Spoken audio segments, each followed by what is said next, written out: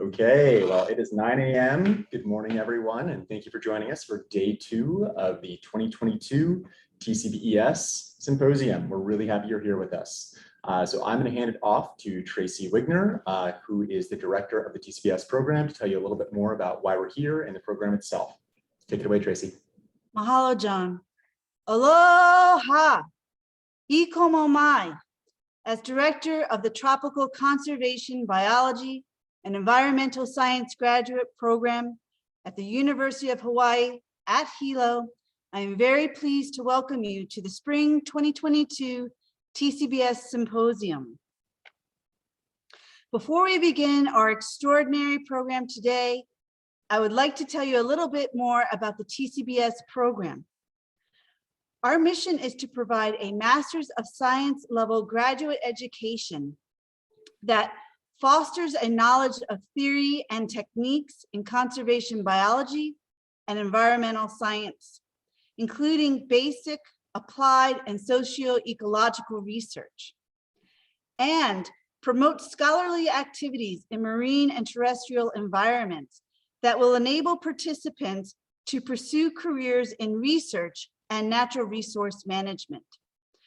The program utilizes the extraordinary biological, physical, and cultural complexity on the island of Hawaii as a focus of investigation and study. Graduates of the program are highly successful at obtaining technical positions as scientists, resource managers, and educators, and admission into PhD programs in related fields. The program began in 2004, and since then we've had over 200 graduates. We currently have 54 faculty associated with the program across 5 different colleges at Hilo.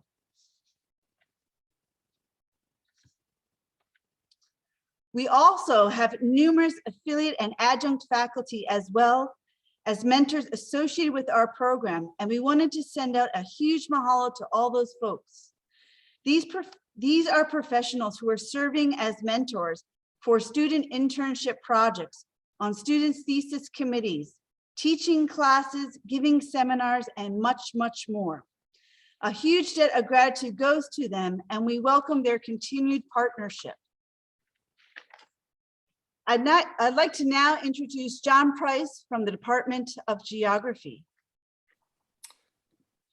Mahalo, Tracy, and aloha kako. I'm Jonathan Price from the Department of Geography and Environmental Studies. I'm going to be the new Associate Director of the TCBES program beginning in the fall.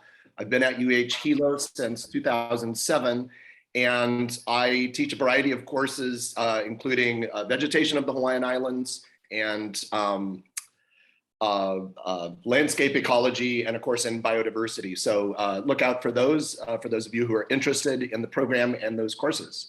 The thesis track that we offer at the TCBES program prepares graduates for technical positions and for entry into PhD programs in related fields. Students conduct original research guided by Hilo faculty as their advisor.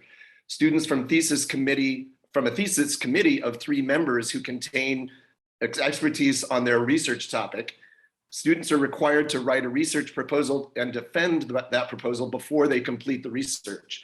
Students often research in the amazing natural environments of Hawaii Island, and most projects contain a mix of field and laboratory research. Students do public thesis defense, write a thesis, and often publish their findings in peer-reviewed journals. Thesis presentations happen throughout the semester, and in case you missed one, you can find all of the defenses on the TCBES YouTube channel. Next slide, please. Can I get the next slide, please? Oh, there we go. In fall 2018, we expanded our internship track into a professional master's thesis, master's program.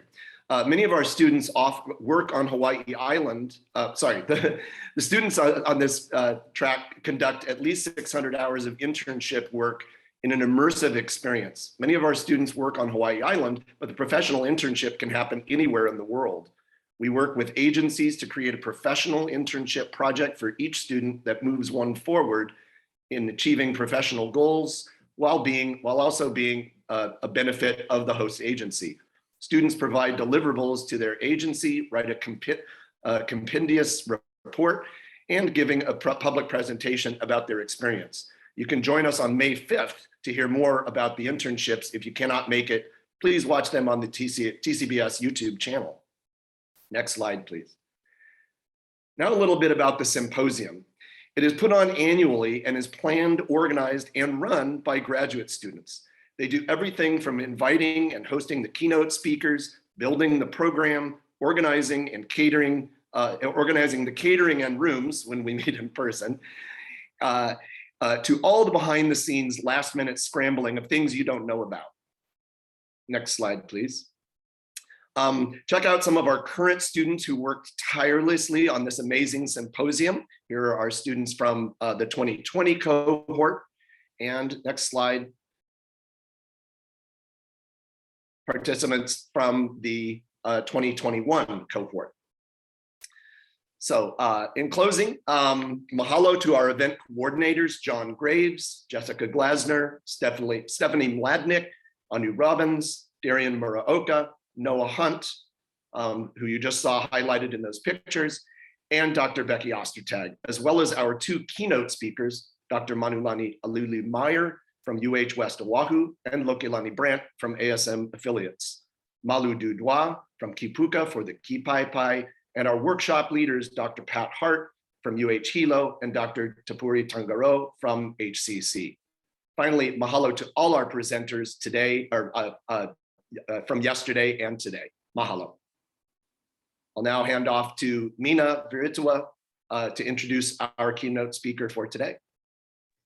All right, mahalo, John.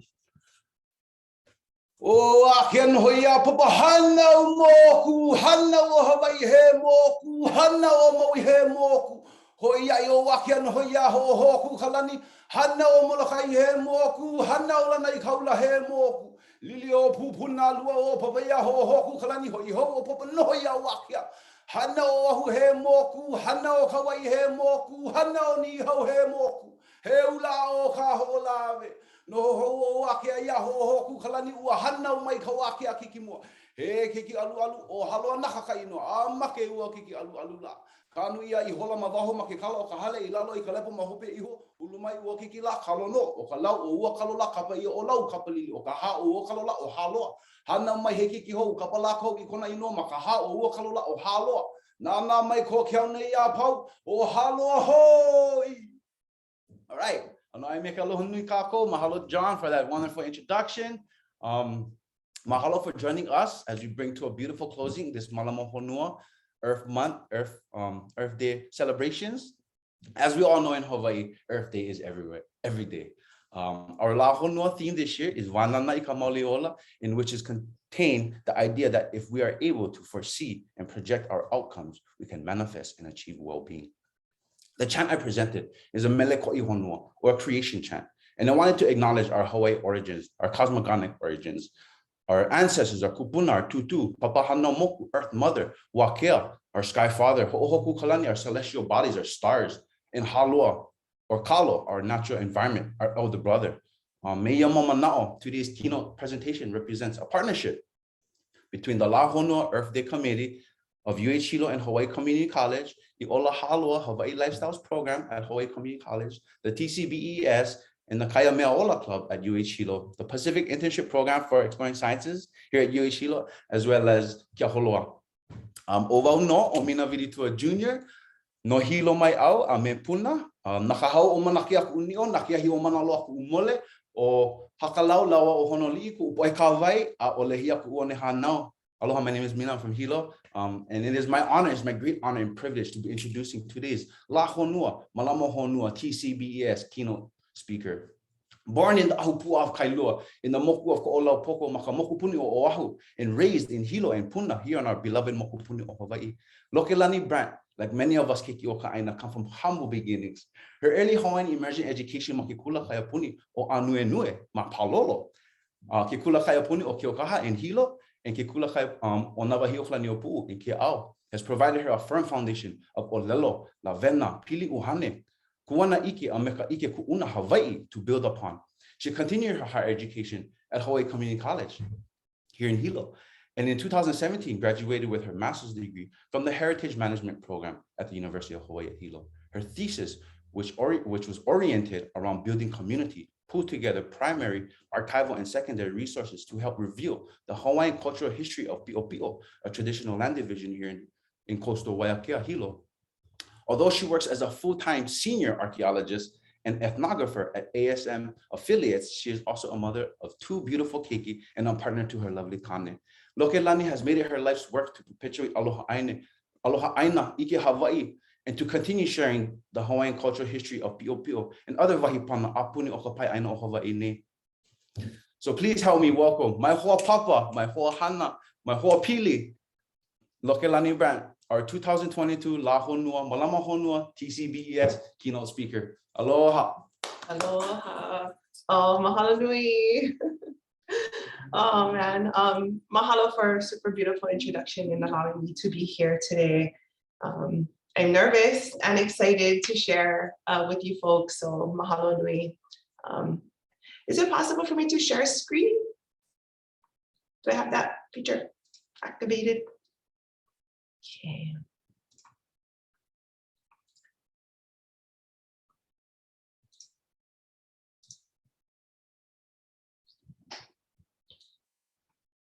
All right, ke aloha nui a kākou pakahi a pau. It is with my warmest aloha that I'm here today to share with you about the value and the applicability of mo'olelo Hawaii in our collective efforts to imagine, to learn, and to work towards achieving a healthy honua. I have been asked to give this keynote to close one event, the La Honua, all while opening the TCBES Symposium. The theme of this year's La Honua is Bananai Kamauliola, and to add to Mina's beautiful explanation of what that phrase means, I also wanted to add, this term of Vanana, which asks us to prognosticate a honua, a world that is steeped in Mauliola, sort of the essence of life. To understand Mauliola is to recognize that every living thing on this earth has an animated spirit and has a purpose. We are given this opportunity to gather, to share about our projects that we've been working tirelessly on, to discuss creative strategies, reflect on challenges, and decide on tomorrow's actions, because this inevitably shapes our future. I want to thank all of the organizers of this conference. I want to express a special mahalo to Kumudru Cap and Mina Viritua, my dear hoa papa that I've known since 6 years old, for the invitation to be a keynote speaker and for their words of encouragement. Deciding on what message to share in a keynote speech is always the most difficult part of this whole process. And I've went back and forth, had a hard time deciding, but my experience tells me to share what I have the most aloha for, and that is mo'olelo Hawaii. If I may, I'd like to indulge you in a little personal recollection. I remember my mom taking me to the Hilo Public Library for storytelling with Auntie Pua Kanahele. Auntie Pua's gentle voice and inviting hand gestures drew the attention of a small crowd of keiki and makua who gathered at the foot of her chair in the children's section of the library. The smell of old books and warm Hilo air filled that really small space. She captivated me with the story of Hina Kiahi, Hina Kawai, which talked about famine in Hilo and the selfless sacrifices of Hina Kiahi to save her people. Auntie Pua would gesture towards Pu'uhala'i and taught me about the ancient place names and spoke about the creation of springs that helped to restore life to the people of Hilo. I remember my many kumu taking me on huaka'i, or excursions, to different parts of our island to learn about the history of these places from the kama'aina themselves, who so eloquently articulated their mo'olelo of their beloved homelands. Mo'olelo played a key part in my curriculum when I taught at Iolahaloa Center for Hawaii Lifestyles at Hawaii Community College. Although I'm no longer teaching in a classroom setting, since 2017, I have been working full-time as an archaeologist and an ethnographer at ASM affiliates in Hilo. And mo'olelo has become an even bigger part of my day-to-day work. You will hear the word mo'olelo many times throughout this presentation. So if I may, I think I find it pretty imperative that we have a collective understanding of its meaning. Its definitions are many, and this term is often fluidly used when talking about Hawaii's ancient or more recent past. As an archaeologist and ethnographer, most of my days are spent immersed in and sometimes overwhelmed by the diversity and plethora of mo'olelo left behind by Nā Kupuna, our ancestors. The vast collection of mo'olelo inscribed into written form is astounding. One can find pages and pages of handwritten manuscripts housed at the Hawaii State Archives or the Bishop Museum. Volumes of books have been published and been translated to make these works accessible to the wider public. Sections of ancient stories can be found in the vast collection of Hawaiian language newspapers, many of which have since been digitized so that we, the technologically attuned generation, can access it with a push of a few buttons. Some mo'olelo are held in the minds and the hearts of our people, and some are forever lost, carried back to the earth with those who have since passed. The term mo'olelo is a contraction of the word mo'o and olelo, and in its most literal sense means succession of talk. Prior to the introduction of formal writing in Hawaii, post-1820, all forms of knowledge and history were passed on orally from one generation to the next. The Hawaiian Dictionary by Pukui and Albert also includes the following English equivalents for the term mo'olelo: story, tell, myth, history, tradition, literature, legend, journal, log, yarn, fable, essay, chronicle, record, and article. And from the perspective of an English speaker, each of those English equivalents listed above are often used in a particular context, because each word means something slightly different. While all of these words are used to refer to or to speak about our past, there are some words listed above with overlapping definitions, while others have very distinct meanings. If there is one takeaway from this sort of quick analyzing of the term mo'olelo against its English counterparts, it is clearly an all-encompassing word that can be used when talking about Hawaii's past. Mo'olelo is a form of cultural expression that helps to tie our communities of today to the distant past. It creates a foundation of cultural continuity and captures the essence of the lived human experience in a place. A mo'olelo Hawaii cannot exist without two main elements, and that is kanaka and aina. And it is nearly impossible to decontextualize kanaka from aina, as each one breathes life and meaning into the other. As Dr. Kekuewa Kikiloi points out, mo'olelo also aid in tracking important social change and are nuanced with ike kupuna, ancestral knowledge, and perspectives that remain relevant to a living culture. Whether recounting mo'olelo that are epic sagas filled with hundreds and hundreds of characters spanning the Hawaiian Islands, or a short mo'olelo that offers an explanation of a particular natural phenomenon, all mo'olelo Hawaii have value. Hawaiian mo'olelo, especially those that are more legendary or mythological in nature, are not time-bound. Those mo'olelo that may be classified as such are often embellished with unusual and sometimes superhuman details. But it is precisely those elements that make the story memorable and worth sharing. Yet in all of its decorative elements, at its core, it teaches us some fundamental lessons about being human and interacting with our environment. It is one of the main reasons why you see during specific periods of our history, certain mo'olelo are pushed to the forefront of our public memory. A more recent example of this is the 2018 eruption. I remember trying to keep up with the latest of what was happening on social media, and I would be scrolling on Facebook or Instagram, and I would see these amazing discussions taking place. And the community was talking about our pele and aila'au stories, our legends.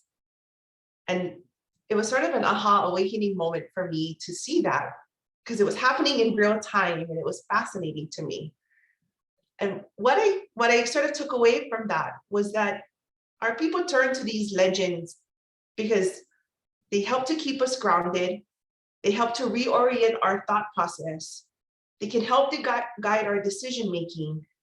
And it helps us find solace during unpredictable situations. In my current line of work, my main kuleana lies in understanding a very specific geographical place in Hawaii. And to do this, I scour through primary and secondary source material written in both Hawaiian and English languages. I review maps, historic photographs, archival materials, conduct field surveys, and ethnographic interviews with kupuna and kama'aina. So when I'm deciphering 19th century script and reading through pages and pages of mo'olelo, I'm looking for information that tells me more about that place and how it has changed through time. How was that place used? Who lived there? What are the old place names? What natural resources were present? What cultural features were present? What are the area's significant geological features? Why were these features important? And what Hawaiian cultural ideologies have been attached to this place? Sometimes I find answers to my questions, and sometimes I don't. Sometimes I find answers to questions I didn't even think to ask. And other times, I'm just left with more questions. But in every instance of inquiry, I learned something old, perhaps forgotten in the collective memory of our Lakui, our people.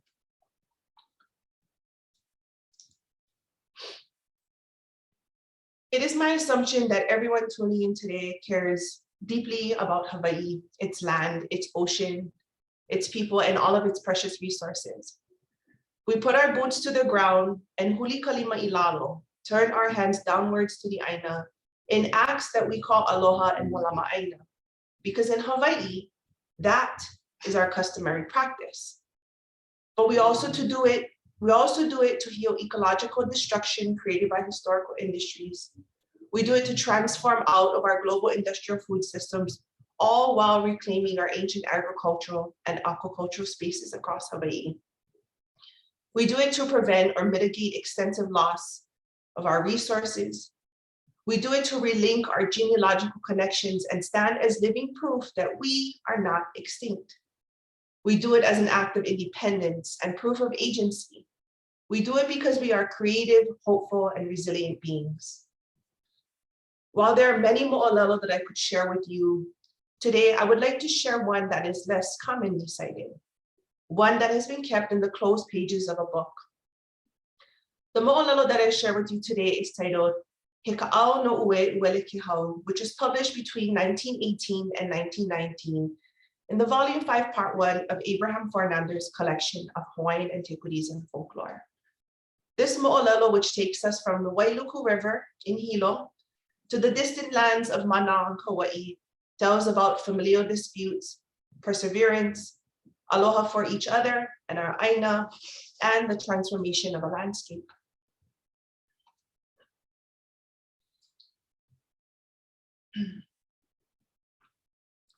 Yahupua of Pi'ihonua and its river famously known as Wailuku is the early setting of the legend of Uweuwelekehau.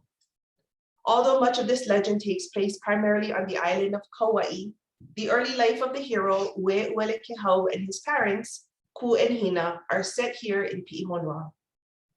This mo'olelo begins with the departure of Ku and his sister Hina from the island of Kauai after they both become discontent with their elder brother, Chief Olopana, who ruled from the lands of Wailua. Ku and Hina left Wailua and established themselves in Pi'ihonua, where they frequented their favorite bathing pool at Waianuenue, or Rainbow Falls. In following the ancient traditions, and because of his exceptionally high rank, Ku takes Hina as his wife, and after some time, Hina becomes pregnant and gives birth to a baby boy whom they name Uweuwelekehau. Upon the birth of their son, a great storm swept over the land. Thunder and lightning filled the sky, powerful wind blew through and torrents of rain fell from the heaven. The rivers and streams overflowed with water, and a mighty earthquake shook the foundation of the earth. These powerful natural phenomena were accepted as proof of recognition by the gods for the birth of this high-ranking child. Uweuwelekehau grew up to be a striking young boy, and because of his high rank, he was always accompanied by his two kahu, Kaane and Kanaloa. The young boy was brought up with many kapu, or taboos or restrictions. His house was sacred, and commoners were not allowed to pass near it lest they be put to death. The young chief's uncle, Olopana, was still ruling as chief over the island of Kauai when he was blessed with a daughter who he named Lu'ukia. Olopana vowed that his daughter should marry no one else except for his nephew, Uweuwelekehau.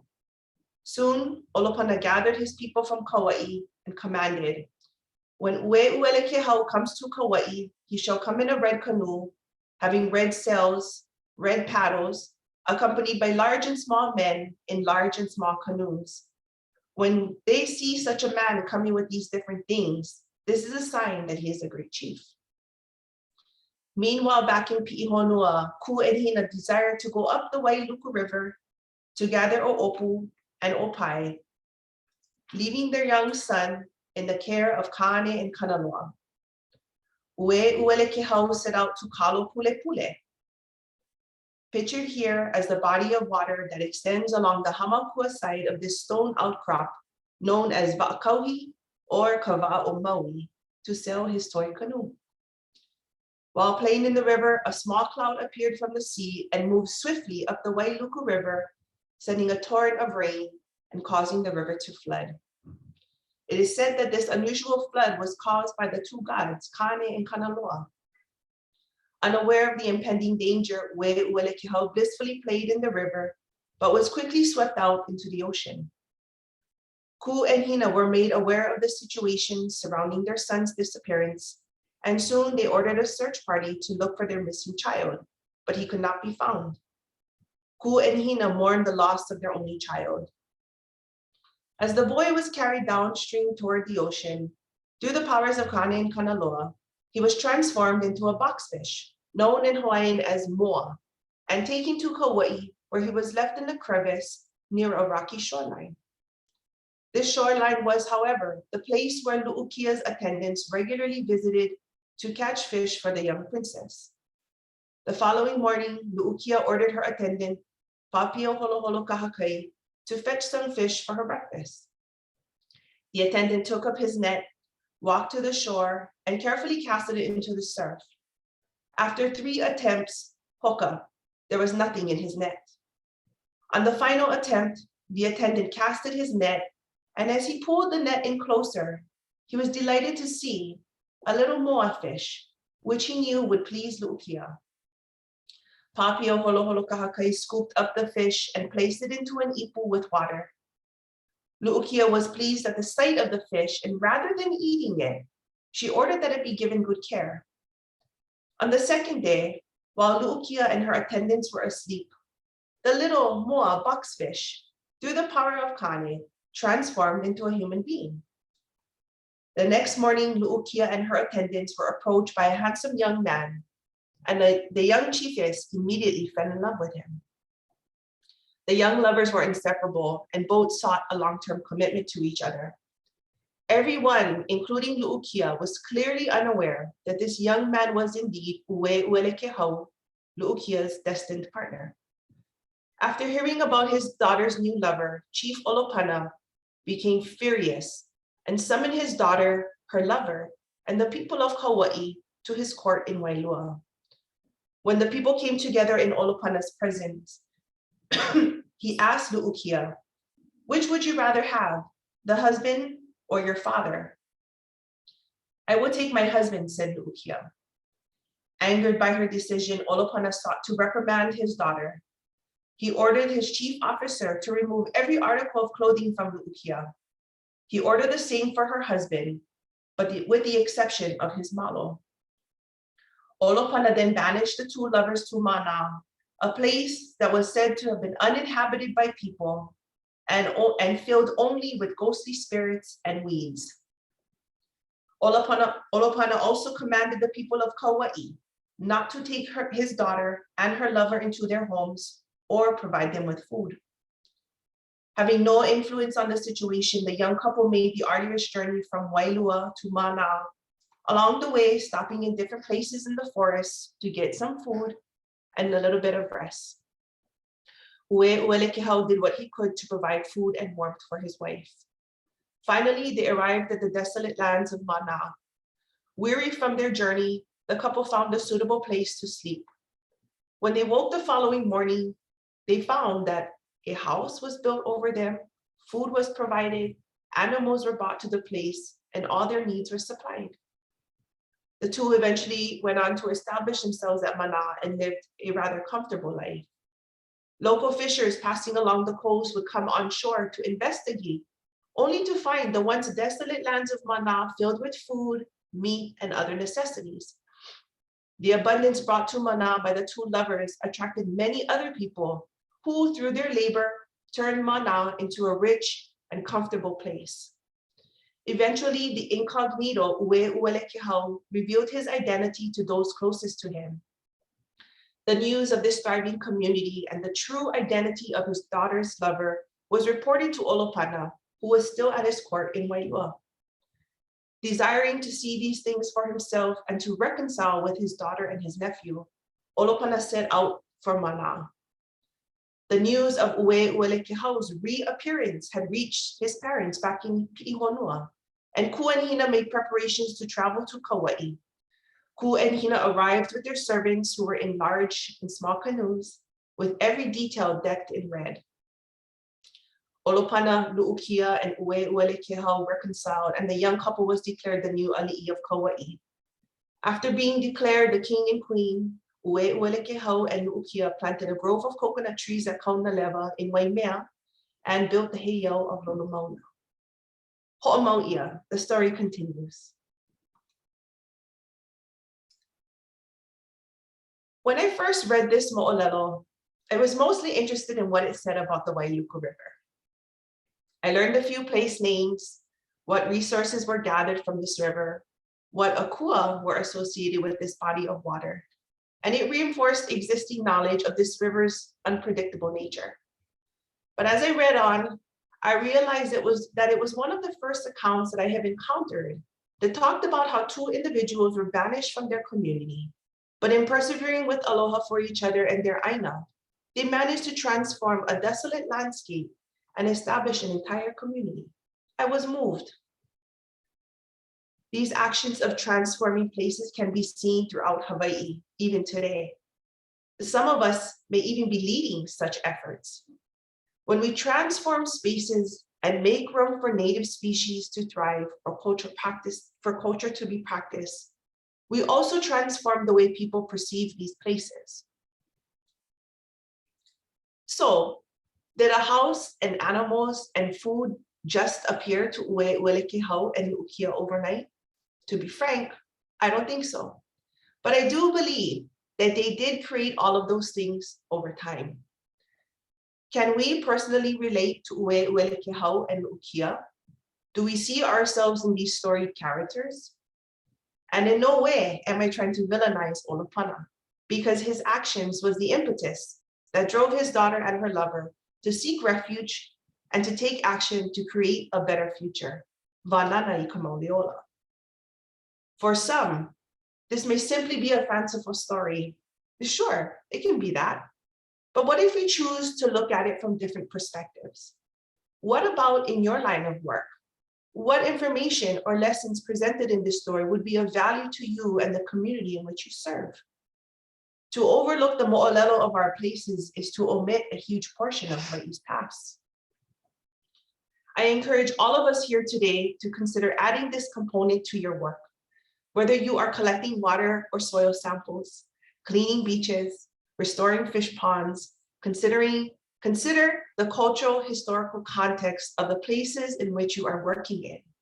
Seek out those sources, whether they be in written form or from those who are willing to share. Understanding the cultural historical context of the places in which you work and the resources that you interact with will help develop the unseen connections and enrich the work that you do in ways that are both culturally and ecologically meaningful. We are not where we were 10 years ago, and we won't be where we are 10 years from now. Continue to show up, do the research, and keep finding new ways to engage our communities. Ke aloha no ia ʻoukou pakahia pau. Mahalo.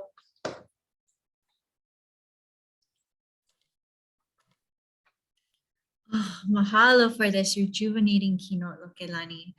Such a beautiful mo'olelo to take us around the Paʻaina and beautiful lessons to be learned from our past for Kanaka and Aina.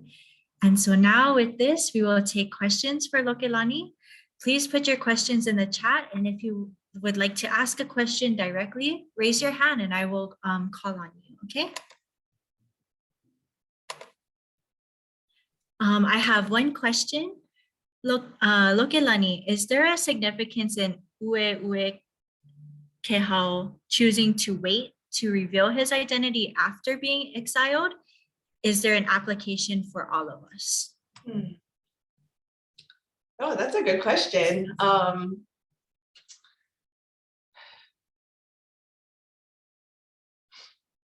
But perhaps it's the idea that we don't always want to disclose everything right off the bat, especially when we're doing this kind of work too. You know, I've had the opportunity to work in sort of all different communities on Hawaii Island, and I find that the ones that sort of keep their mo'olelo and keep their mission and vision to themselves for a bit are the ones that tend to really thrive and become really successful. Whereas sometimes other ones, there's a lot of over disclosing about stuff, but very little action. So perhaps, you know, that sort of concealing of your identity or concealing, there's room for that, and there's a place for that. But as long as you are pa'a and what you're doing is with aloha all the time, you know, I think that's a big takeaway from this story, is about having your aloha fixed first, making sure that you are so sure about what you're doing and that it's coming from a place of aloha all the time. Oh, beautiful. Mahalo. Right. Anyone else have any questions? Please put it in the chat. Or I'll also be looking at our attendees. If you have a question, please raise your hand.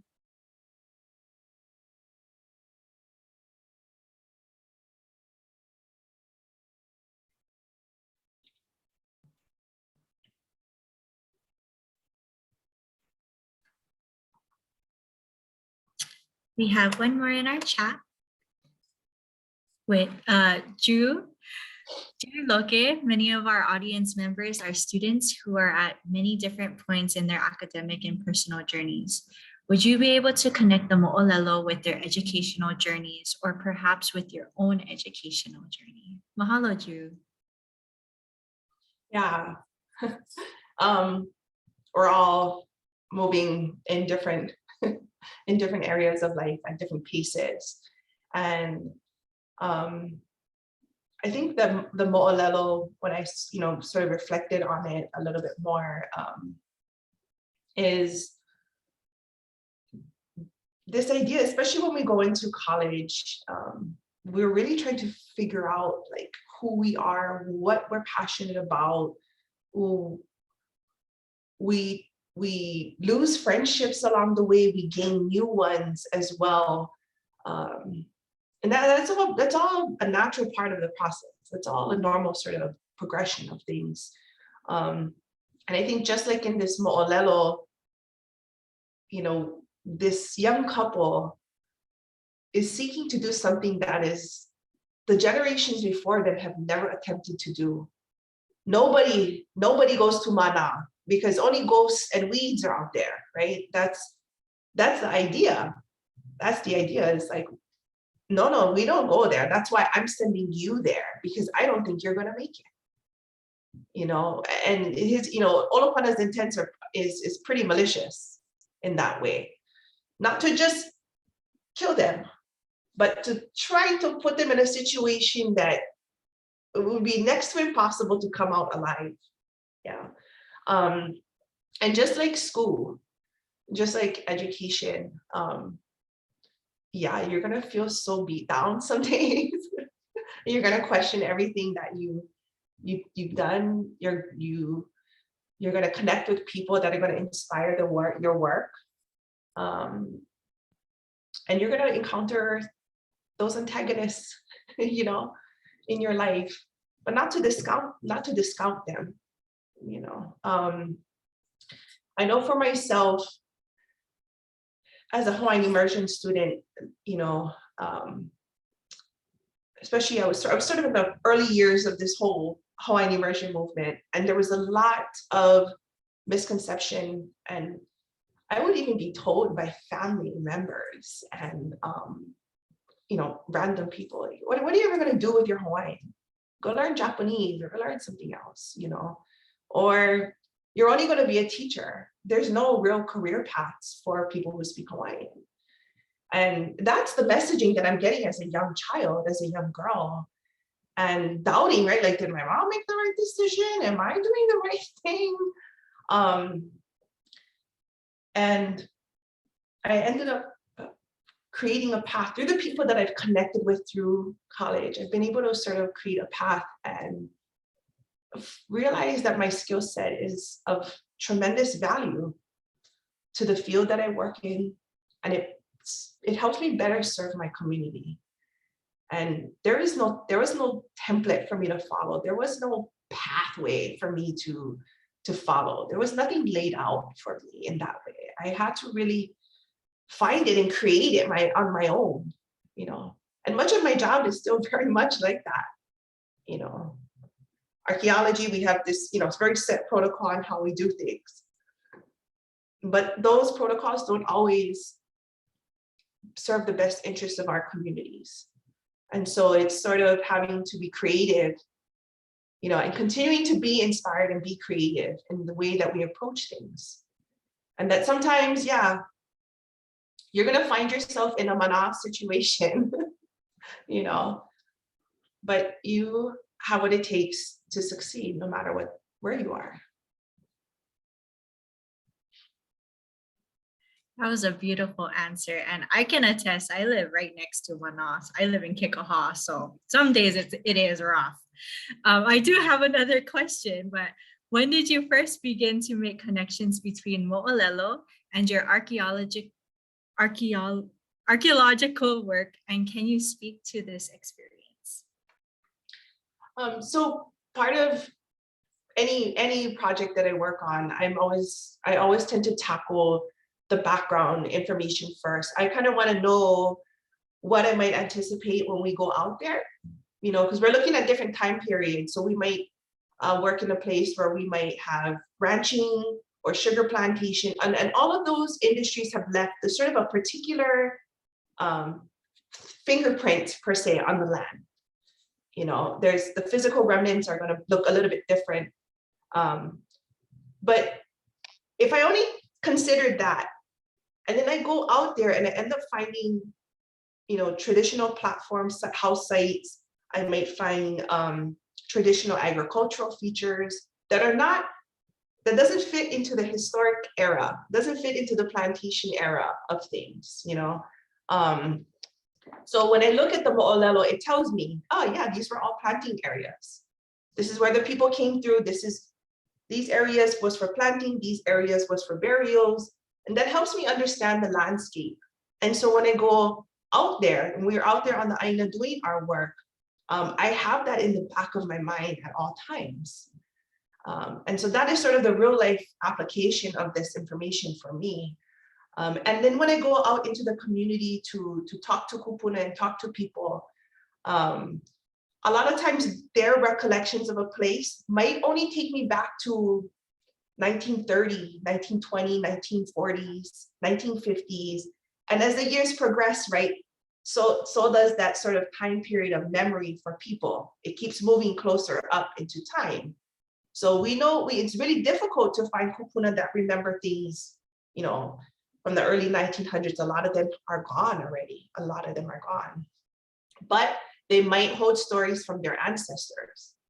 And so that information, and they can tell me like, oh yeah, that's so-and-so place. And a lot of times it's in a very nonchalant kind of way. They might use old place names to me, or they might describe a place in a particular way. And that's how that information was passed down in their families. And so doing that background research, looking at the mo'olelo, it's amazing that elements of these things have been carried on no matter over the years. It always blows me away, you know.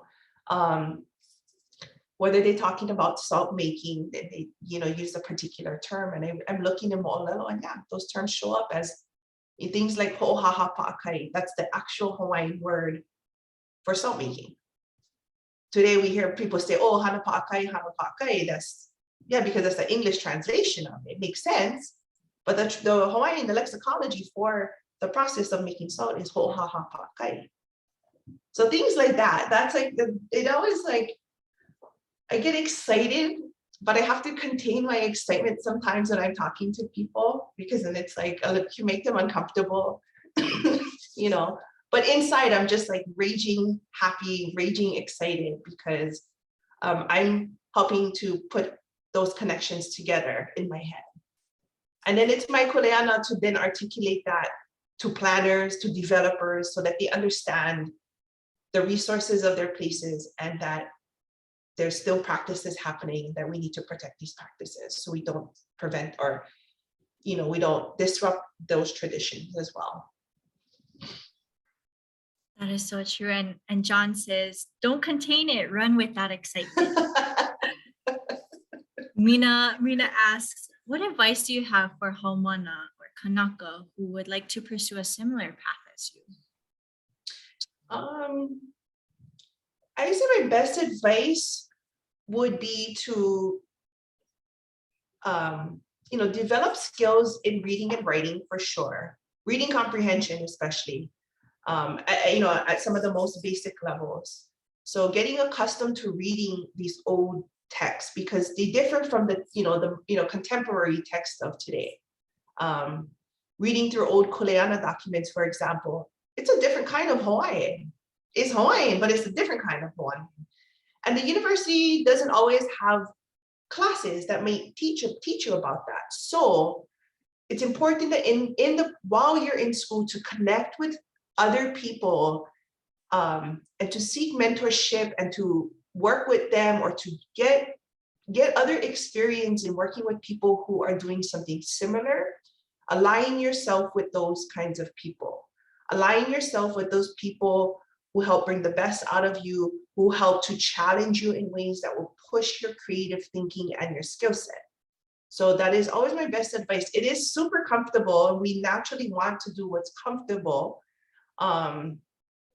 Even for me to this day, going out to meet people gives me anxiety, right? Like, I don't know, I'm meeting with complete, I've never met these people before, but I cannot show up like that. Right? So I always have to show up in a way that these people, that I am comfortable, I'm happy to be there, I'm super excited to learn from them. And that's what I have to always like tap into, and I've learned that over the years, because I've worked with amazing ethnographers of, a few years older than me, but very seasoned and experienced. They remind me, always take makana, no go empty-handed, make people feel comfortable. So it's those sort of little mentorship, little bits of knowledge that they'll sort of, ho'oili or pass on to you. And it's, now whether you choose to take that is up to you, so always be open, put aside your judgments, put aside all of that stuff, and show up with a completely full but willing heart. That is so beautiful. Mahalo nui. I do have a question too. So with that protocol, is it different with every place that you go, wherever you are in Hawaii? Do you continue what the ethnographers have taught you, and do you apply your own your own? Yeah. Yeah, that's a really good question. Yes, of course, the fundamentals of what my mentors have taught me about interviewing people they always stay with me. They're always a part of like my pool of resources, yeah, my skills that I've developed. But as you get more experience and you're going into different communities, perhaps communities that your peers or your mentors never worked in, you're going to see different community dynamics. You're going to see some communities that are absolutely trusting. They want to share so much with you. And you're going to encounter other communities and maybe community members per se that might hold back a little bit. They might not want to share too much with you. And that's just how it is. You have to accept that. I cannot pry information out of people. I can ask them questions and they can answer to the best that they can. So over the years, I've been able to sort of develop different sensitivities to different communities, and I go in with a different, I go in with no expectation, honestly. I don't go in there and expect to get everything that I need in one shot. And I don't expect for them to also disclose everything to me. Yeah, that's just how it is. And I mean, that's just the nature, especially Hawaiian. When it comes to Ike Hawaii, yeah, there's some stuff that people don't want to share, and that's fine, and what else I was going to say? I had another thought, but yeah, over time, you sort of start to develop your own practices too that you can then add to the things that your mentors have taught you. We often tend to start with the more safer stuff. Like, oh yeah, come talk to my auntie, I know her. So those conversations are a little bit easier to have. You have someone to help bridge those relationships. But not anymore, not for me. I have to be willing to step outside of my comfort zone all the time. But I think it's made me a little bit better at what I do too. Because you can learn the hard way, but most of our, I've never had a bad experience that was so traumatizing for me, working, especially with our Native Hawaiian communities. Some of them on it, they get them, I love it. And I'm there for a specific reason. And I also wanted to add, I remember what I wanted to share, is making sure you take care of those relationships. Even after you polish your project, this sort of in and out, I'm done, I got what I needed, I'm out of here mentality, they remember that. So I to this day, I get kupuna that just call me randomly. They'll call me on the holidays or Mother's Day or whatever, just like so random. But I love talking to them, and I always offer up to them too, if there's any kupua that I can help you with. They might mention to me something about, I'm trying to do this research for our family kuleana lands or whatever. And I offer to them, I say, Uncle, if you need help, or Auntie, if you need help, I can do what I can to help. And I try in different ways to give back to them. And that's just because I want to continue to maintain those relationships. I have a skill set that not everyone has, and I realize that. And for me to keep that to myself or expect people to always have to pay me for that is not what I'm about. So wherever I can give back to our communities to help them plan to protect their resources, their practices, I'm 100% on board. And I always sort of leave that as my offering to the people that I work with in our communities. That is awesome. And then to just backpack off of what you just said, have you ever gotten backlash for some of those communities or someone that has gotten backlash? And what is that remedy for that? Right. I've never, honestly, dealt with backlash directly from our Native Hawaiian communities. I have dealt with backlash from non-Hawaiian people trying to use our Native Hawaiian laws to stop development. I have dealt with that, and that is not, it's awful sometimes, you know, but I get it. I'm not always a fan of development either, you know, but it's going to happen. Like, we need to improve our roads sometimes, you know, there's some things that we just have to do because we're getting plenty of people over here now. We need more staff sometimes. And, you know, I'm not pro-development, but I do my part to ensure that if these projects are going to happen here in Hawaii, that our people have a say, their voices are represented in the process, and that perhaps with compassion and understanding, I can help to articulate what our communities are also advocating for, getting them written down in plans, getting it documented. That's where I see myself, and that's where sort of the contribution that I try to really, really work hard at. But not per se from my Hawaiian community per se. I've always had a pretty good open working relationship with them. None that I like totally outstanding in my mind. But from sometimes a non-Hawaiian, yeah. Well, that can help, you know. Yeah, no can help. And oh, mahalo, that's all the time that we have. But I just want to mahalo for all of these excellent questions and for helping to create an ongoing dialogue about just Olelo Hawaii, our places, and what we can do to uplift our communities.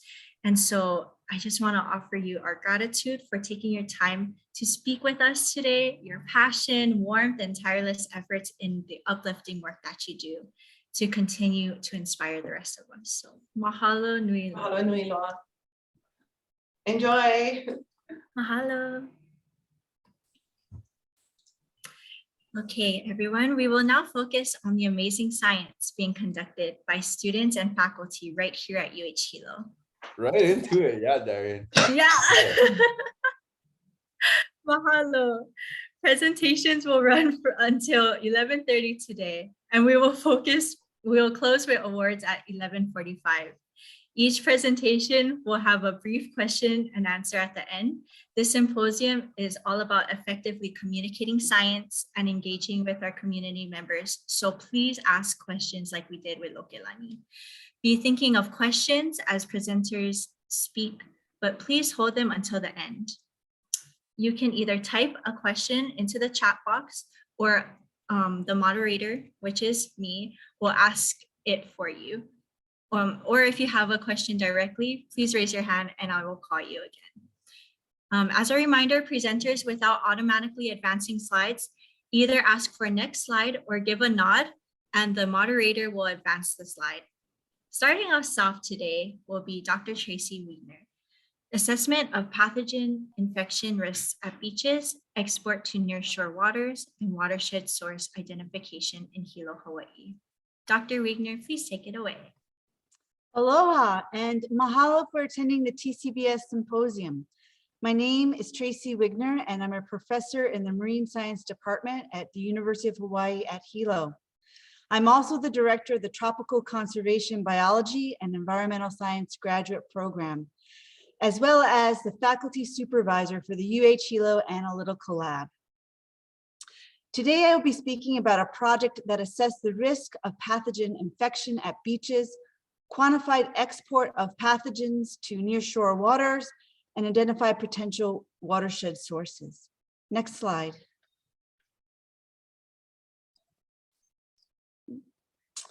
Pathogens in nearshore waters pose a public health risk. One such bacterium is Staphylococcus aureus, S. aureus, and its antibiotic resistant strain, methicillin-resistant S. aureus, also known as MRSA. Community-acquired infections are on the rise, and one possible pathogen exposure route is recreational water use. Swimmers are 4 times more likely to develop S. aureus infections, and one possible source is human shedding, as 1 in 4 people are carriers for S. aureus on their skin. However, watersheds may also be a source. Next slide.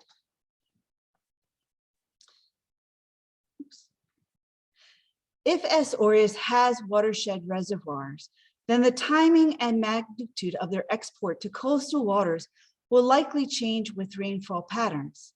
The frequency and intensity of storms are predicted to increase, and this may have a synergistic effect with land development, further increasing pathogen loading to coastal waters. Next slide. The goals of our study used a multi-pronged approach to 1, assess perceived level of pathogen infections and risk at beaches through in-person surveys. 2, examine pathogen loading to nearshore waters under varying weather conditions. And 3, identify potential watershed reservoirs. Our study focused on Hilo, Hawaii Island's population center, which has the highest incidence of community-acquired MRSA infections in the state. Next slide, please. We obtained information on self-reported S. aureus and MRSA infections among beachgoers at 6 popular beaches in Hawaii. Information that was gathered included demographics, water activities, both type and frequency, as well as exposure assessment and risk. Field samples were collected from nearshore waters and watershed sources. S. aureus and MRSA were quantified in these samples using traditional culturing techniques on selective medias. Next slide. We found S. aureus and MRSA in waters from all 6 beaches sampled. This included Hilo Bayfront, Honolulu, Onokahaka, Pui Bay, Reeds Bay, and Richardson's. And in 67 to 100% of our samples tested positive for MRSA. Next slide, please. We conducted 427 surveys, and we found that the highest incidences of self-reported infections were from paddling and surfing beaches, and were highest amongst high recreational water users, people who went to the water daily to weekly. And the highest perceived risk for infection was following storms. Next slide, please.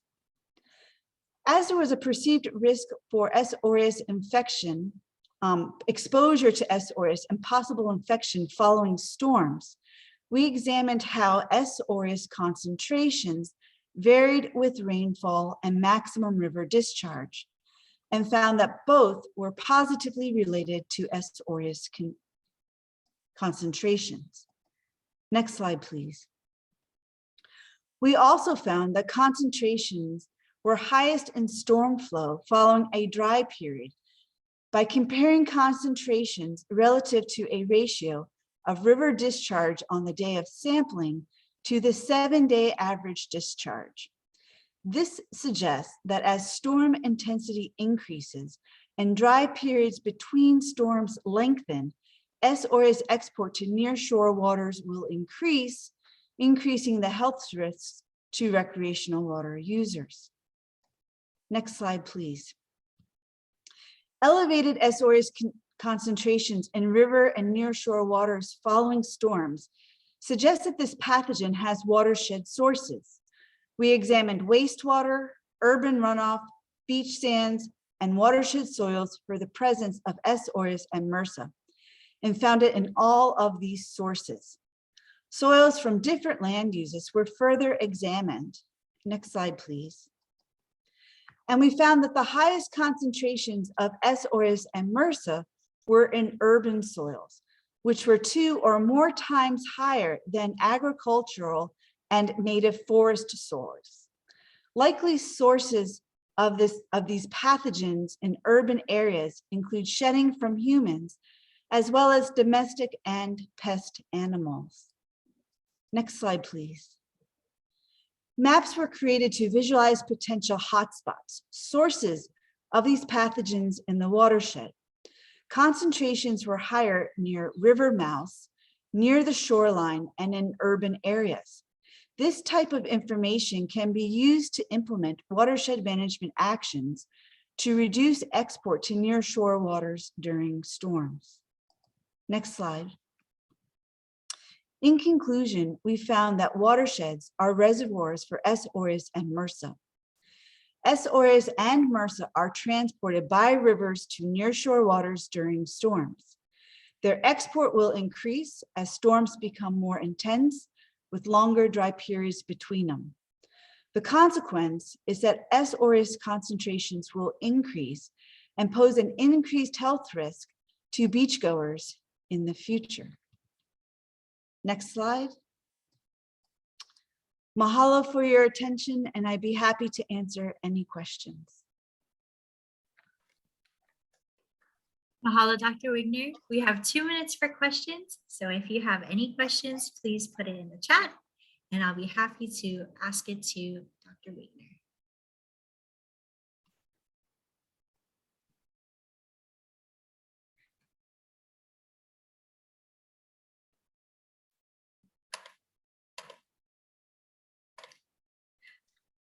Jessica asks, what's the best way to protect yourself from MRSA?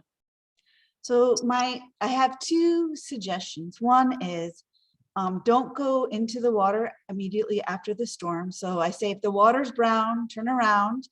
And also don't go in with, well, I guess I have three suggestions. Don't go in with open wounds. If you do, make sure that you cover them up really well, because that's a direct pathway for the pathogen to begin an infection. And then lastly, no matter what, you should always rinse off after swimming to make sure that you've rinsed any pathogens that might have attached to your skin while in the water. Mahalo, Dr. Weigner. We will now move forward with our next presentation. But should you have any questions for Dr. Weigner, she is a faculty at Hilo. So go ahead and ask her with her email. You can find it in the faculty. All right, next we have Stephanie Mladinich, Pockets and Pathways to Invasion, Monitoring Avian Disease Carrying Mosquitoes in the Face of Climate Change. Mahalo. Mahalo, Darian, and mahalo to Lokelani for starting off our day with such strength and lessons. I've also really loved listening to everyone's research. My name is Stephanie, and I'm a student in Pat Hart's lab, and today I'll be talking about my Manager Climate Corps project funded by the Pacific Island Climate Adaptation Science Center. Next. In Hawaii, when we talk about birds, there's a story that we always tell. It's a story of the introduction of an invasive mosquito to Hawaii over the past nearly 200 years, it and the disease it vectors have been primarily responsible for devastating extinctions and population declines of Hawaii's native forest birds. Next. This story is one, like many, that is aggravated by climate change. As warmer temperatures reach further and further upslope, the habitable range of mosquitoes and avian disease is expanding into high elevation forest bird refugio where resident mosquito populations have never been before. Next. Suitable climate conditions along with available larval habitat are some of the drivers that support this dynamic. Next. But this story of invasion and extinction is the one that we're trying to change. When I was planning for my presentation today, I wanted to join others like Pat and Tongro did yesterday in telling the story from a different perspective. Next. Instead of focusing on the extinctions, to focus on what there is that we can do to make sure the story we tell in the future is one of forests full of native Hawaiian forest birds and their songs. Next. So how do we change the course of this story? Options for landscape level mosquito control, such as incompatible insect technique, are being explored as an emergency response to prevent further extinctions. But to bring these technologies from the lab and into the field, we need robust mosquito surveillance. Next. My project is a collaboration with Hakalau Forest National Wildlife Refuge, driven by answering questions that can meet managers' most urgent needs. Hakalau is home to one of the most intact native forest bird communities in the state of Hawaii. However, with current mosquito monitoring protocols, it's likely that a mosquito invasion could go undetected until it's too late. Together with the managers of Hakalau and researchers from across Hawaii, we sought to implement a low-cost, relatively low-effort protocol that could provide constant surveillance of the refuge over time. Next. Our main objectives were to monitor for evidence of invasion of Culex mosquitoes into the refuge, the climate conditions and landscape factors that support invasion, and test innovative methods for monitoring. Next.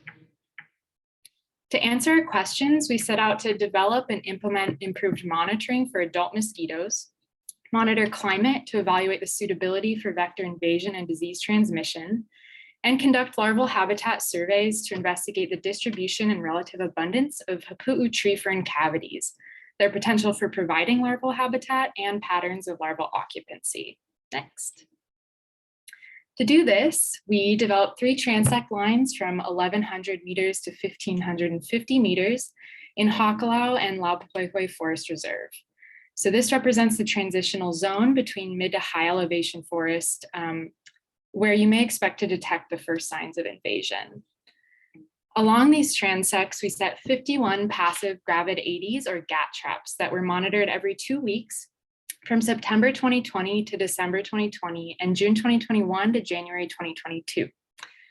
3 climate sensors were placed on each transect to monitor fine scale temperature fluctuations, and hapu'u tree fern cavity surveys were conducted along belt transects, where cavities were marked, measured, classified by age, and surveyed for larvae. Next. In 4,971 trap nights over 2 seasons at Hakalau, we had 0 mosquito captures. At Laupahoehoe, our control site, we captured 1 Culex and 21 Aedes japonicus. While the low numbers of mosquito captures are a good indication that mosquitoes still exist at low densities at these sites, we must consider trap efficacy when analyzing these results. Next. So mosquito trapping isn't quite as straightforward as you might think, or as I would hope. There are several trap types used to capture mosquitoes that are known to have varying levels of efficacy depending on species and site and many other factors. The most conventional active traps on the right are costly, labor-intensive, and logistically complicated, especially in remote field sites. These traps are heavy, they require a power source, and they must be operated by a field crew daily. Just try to imagine carrying this equipment on your back deep into the forest, and not pictured are the 12-volt car batteries. Active traps use lures such as CO2 and stinky water to attract the mosquito and a fan to trap the mosquito. Due to field constraints, we chose to use passive gravid Aedes traps on the left. These traps are simple, low cost, and lightweight, don't require power, which makes them ideal for trapping at sites like Hakalau, but they rely on the mosquito to trap itself on a sticky card, which may have costs in trap efficacy. Next.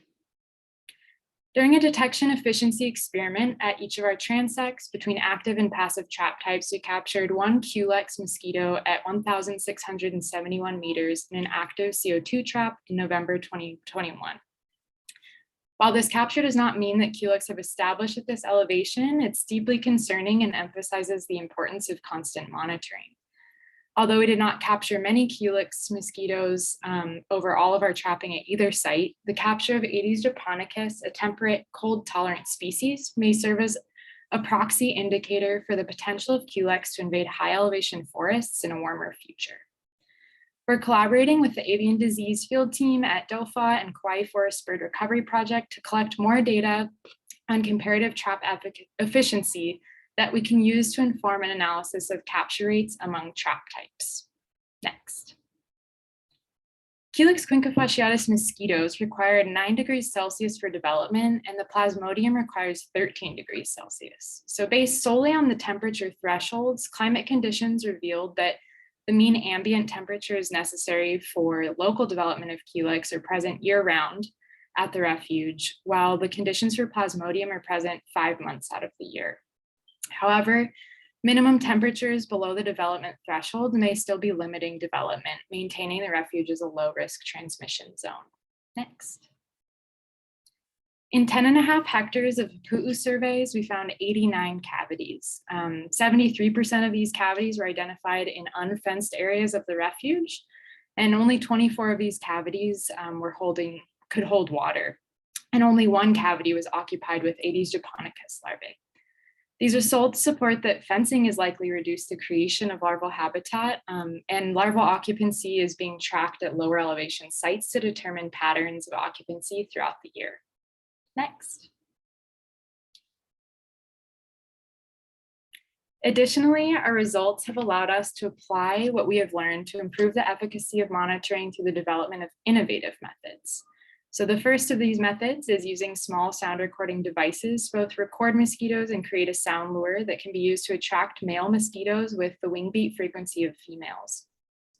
Together this summer with the PIPES intern, these lures will be tested and compared with other trap types to determine if there's an increase in capture rates for gat traps with the addition of the lure. Next. The second method we're using is environmental DNA. In collaboration with USGS peers, using genetic tools, lab experiments, and field samples, we developed, optimized, and are validating a species-specific eDNA assay that targets the cytochrome oxidase subunit 1 gene for the detection of HULEX in aquatic larval habitat. Next. Our work is a product of many collaborations throughout Hawaii. The initial results from our study are informing local management at Ho'okalau for vector control, and we hope an outcome will be a sustainable long-term monitoring program and continued collaborations to support the standardization and improvement of methods across the state. Next. When I look around at the community of people that are working to ensure there's a healthy future for Hawaiian forest birds, I'm blown away by the passion, the commitment, the ingenuity, the grit, and the perseverance. From the geneticists in the lab, the bioacousticians and modelers on the computer, and the field workers on the ground, together with the birds, we've got a pretty solid team. This work has been supported by an incredible amount of individuals that have kept me company in the field, agencies, organizations, and funders. And to all of them, I am endlessly grateful. So mahalo for listening, and I'm happy to take questions if we have time. Mahalo nui, Stephanie. Yes, if you have any questions, please put it in the chat and I'll go ahead and ask them to Stephanie. Daniel says, good talk. Thinking about Ho'okalau conditions, do you think alternative methods for mosquito detection, such as eDNA, will eventually substitute classic trapping, or they should be used simultaneously? Yeah, thanks, Danny, for the question. I think that the vision is for eDNA to be really a complementary method to support detection in the field in habitats that might not be occupied when monitoring is done. So I think with mosquitoes, they're so cryptic and really tricky to trap that the combination of many different trapping methods is really going to be our best. It will be a good toolbox to have for monitoring into the future. We have a comment from Scott Larson. Fantastic talk, Steph. Really engaging slides and challenging remote field as you and your team navigate such an important story that points to a number of exciting potential next research steps. Well done. Sharon asks, you've been such a great part of this collaborative team. Could you speak a little bit to the value of having so many groups involved? Sure. I feel like the really lucky one to have been involved in all these collaborations. It's, I think I've just learned a lot, and it's really, it's nice to get outside of what can sometimes feel like a research bubble. So I think being connected with applied work and really learning about what's being done around the state by organizations and different groups has been really valuable. Thanks for the questions. All right, looks like we have time for one more question, if anybody has.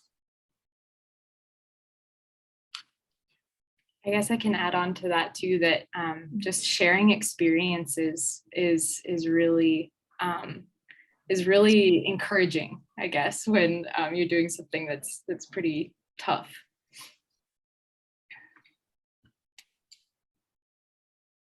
All right, mahalo, Stephanie. All right, we will begin with our next speaker. We have Emma Stierhoff, Mingling with Avian Malaria.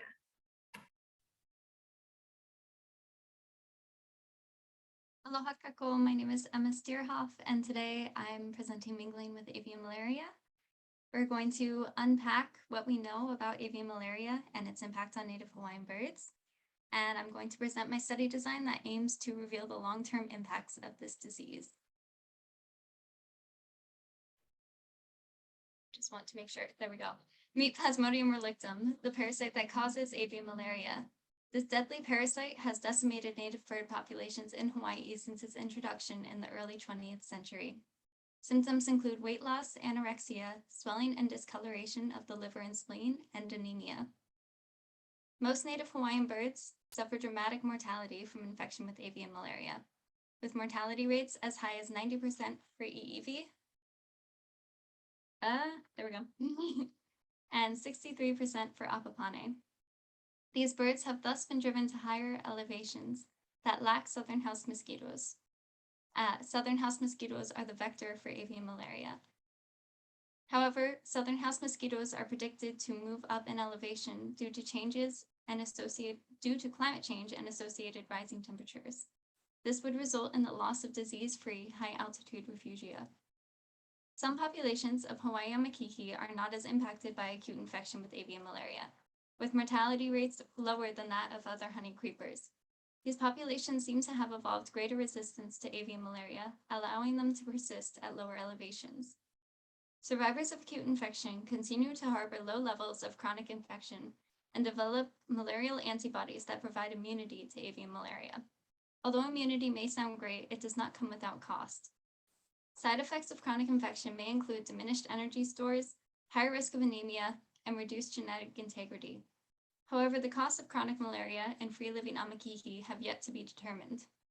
One study suggests that reproductive success is not impacted by chronic infection, but other potential costs have not yet been studied.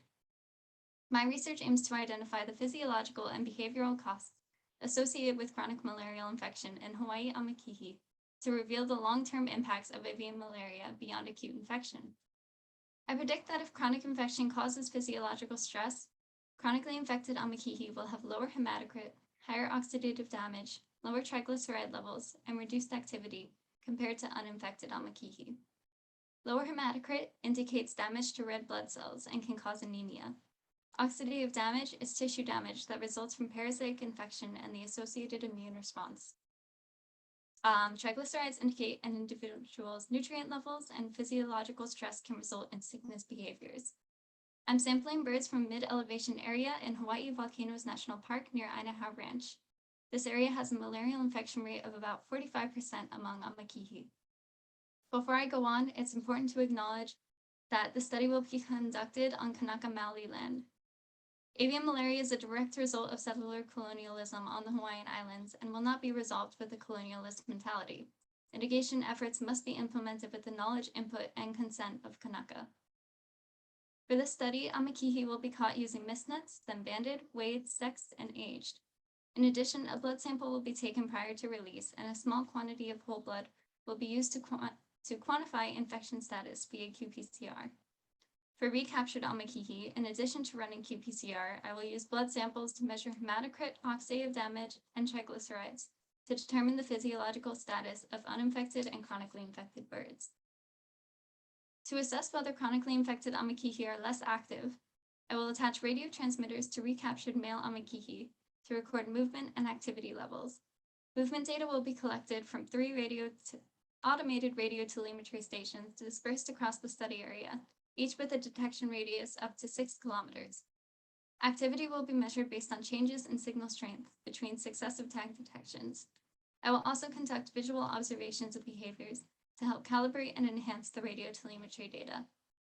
Although their mortality rates from acute infection with avian malaria are lower than those of other honey creepers, Hawaii amakihi still suffer costs from infection.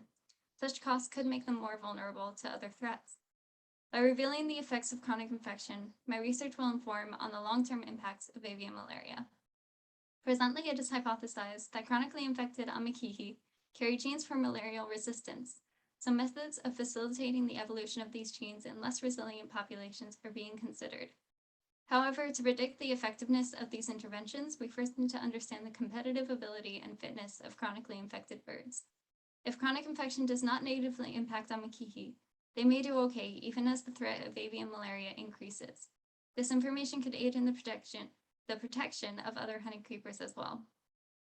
If you have any questions, please feel free to reach out. You can find my email listed here.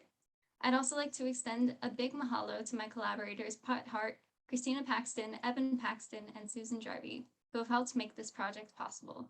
Mahalo to you all for your time this afternoon, or this morning.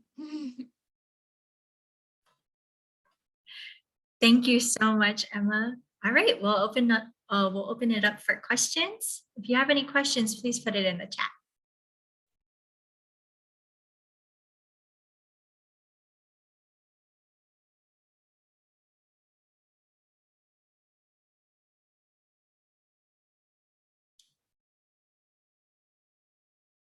Lots of congratulatory comments, Emma. Great job. Thanks, everyone.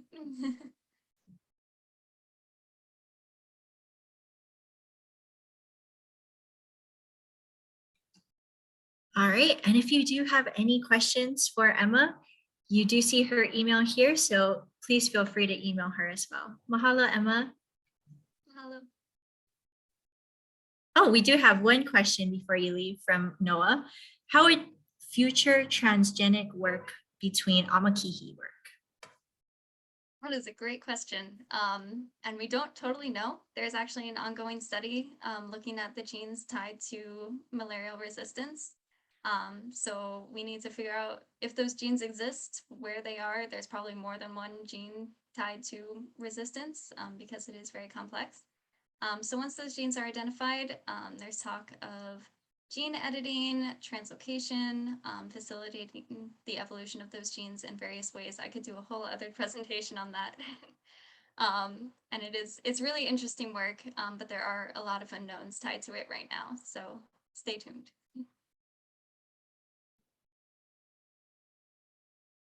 Awesome job, Emma. Thank you so much for presenting today.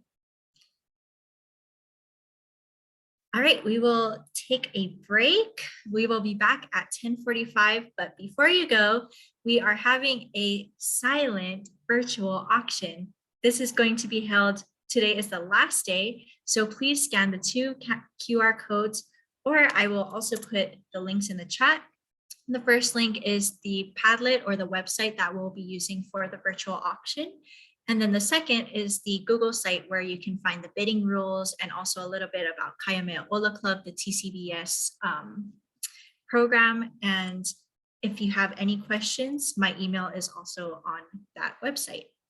So we have really awesome items. I just wanted to give a big mahalo piha to our sponsors for these donations: Ola Brew, Big Island Beef Jerky, Tea Time Hawaii, Garden Exchange, Volcano Winery, Basically Books, our beautiful handmade items such as a handmade quilt and native bird Legos, the Locavore store, Akamai Tours, the Mega Lab, Hilo Axe Lounge, and Sweet Cane Cafe.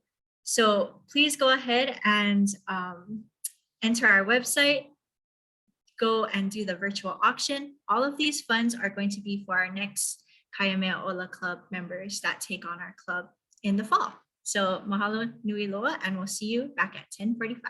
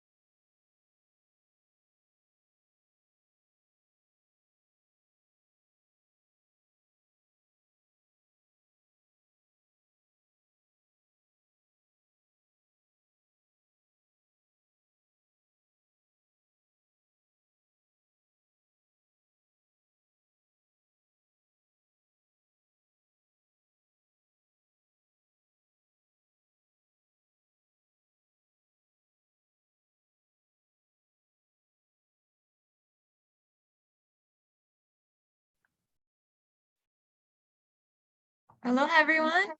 We are, sorry, one second.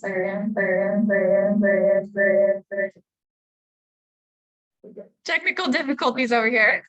Too many computers open.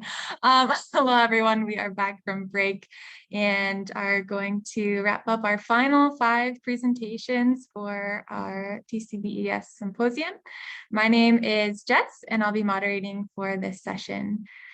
So first up, we have Hannah Hartman, and Hannah is presenting her presentation titled Laboratory to Landscape, Addressing Contamination of South Oahu's Moanalua-Waimalu aquifer by the U.S. Navy's Red Hill Bulk Fuel Storage Facility at Kapūkakī through mycoremediation.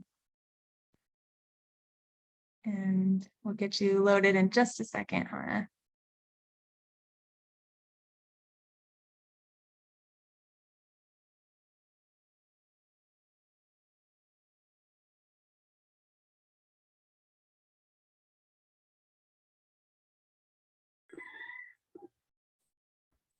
Alrighty, all over that. Aloha, everyone. As she mentioned, I am presenting to you all today about addressing contamination of the Moanalua-Waimalu aquifers. Red Hill Bulk Fuel Storage Facility has the capacity to store up to 250 million gallons of fuel. It was built for the United States national security, to fuel supply in case of enemy attack, and to support Hawaii's disaster and emergency response. The facility is located at Kapūkakī between Halawa and Moanalua in the Ewa district of Oʻahu. And you can see here the storage facility is outlined in black and the tanks are shown as little red dots. The facility was constructed only 100 feet above the Moanalua and Waimalu aquifers. These aquifers have served, does it have a rotate screen by itself kind of thing going on every 15 seconds? Yeah, there we go. Beautiful, thank you. So the facility was constructed only 100 feet above the Moanalua and Waimalu aquifers. These aquifers have served as the life-giving forces on the island since time immemorial and are the main drinking water sources for 400,000 residents. The Wai here is also sacred. It's pure according to Western standards as well.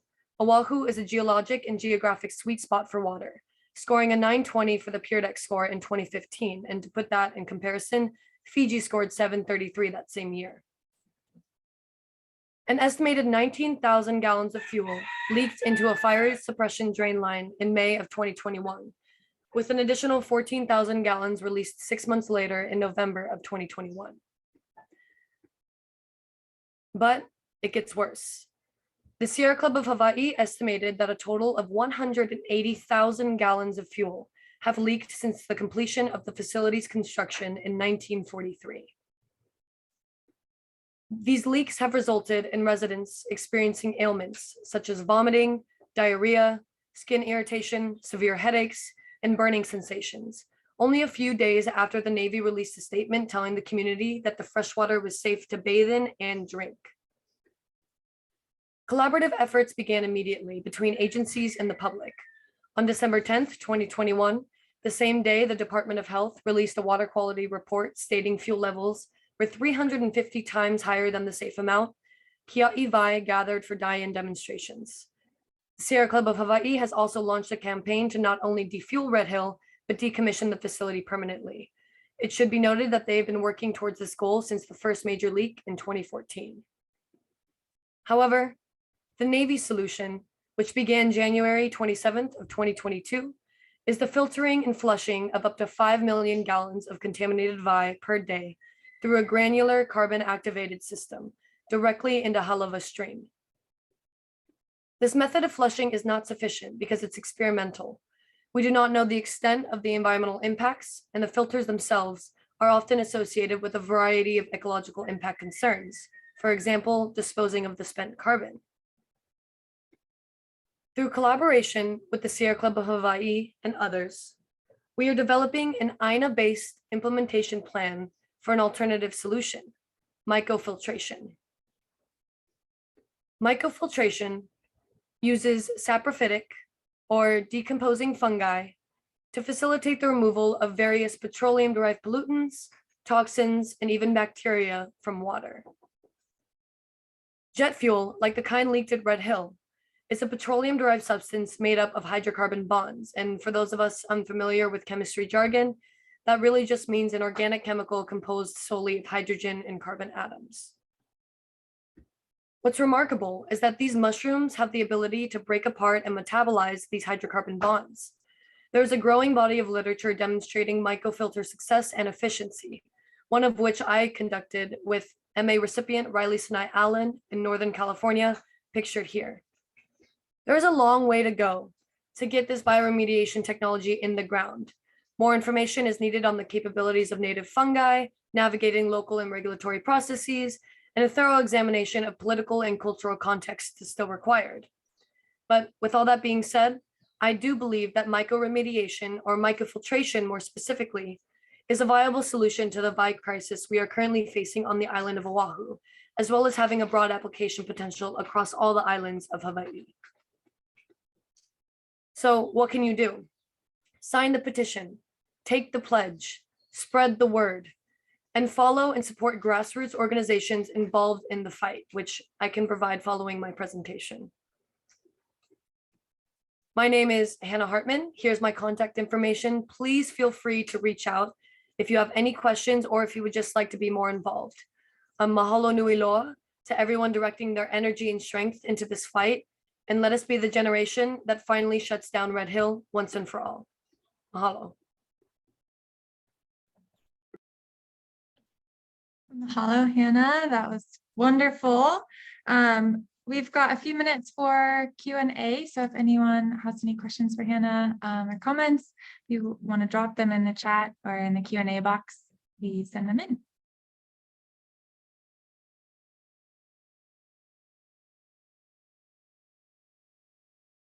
I'm sorry my slides were a little funky, but we got through it. Ask away.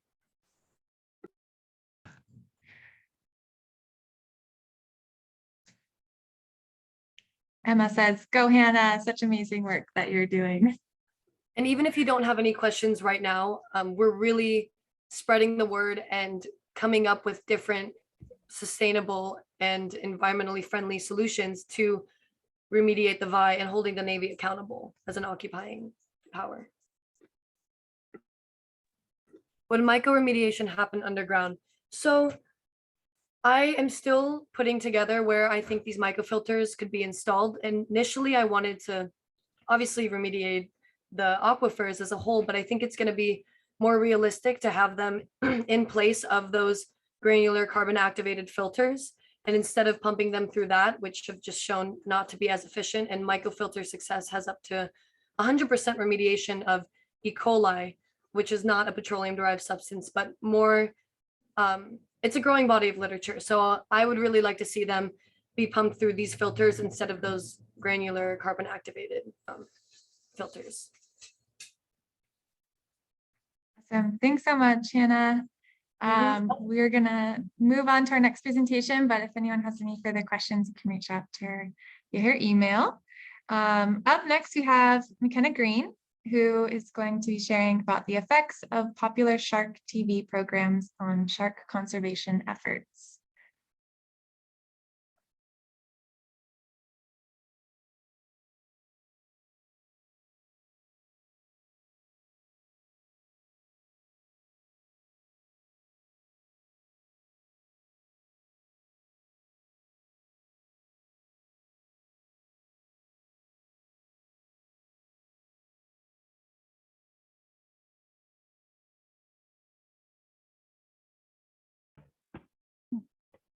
Okay, sorry. Hi everyone, I'm McKenna and I will be talking about my thesis presentation. So next slide, please. Oh, okay.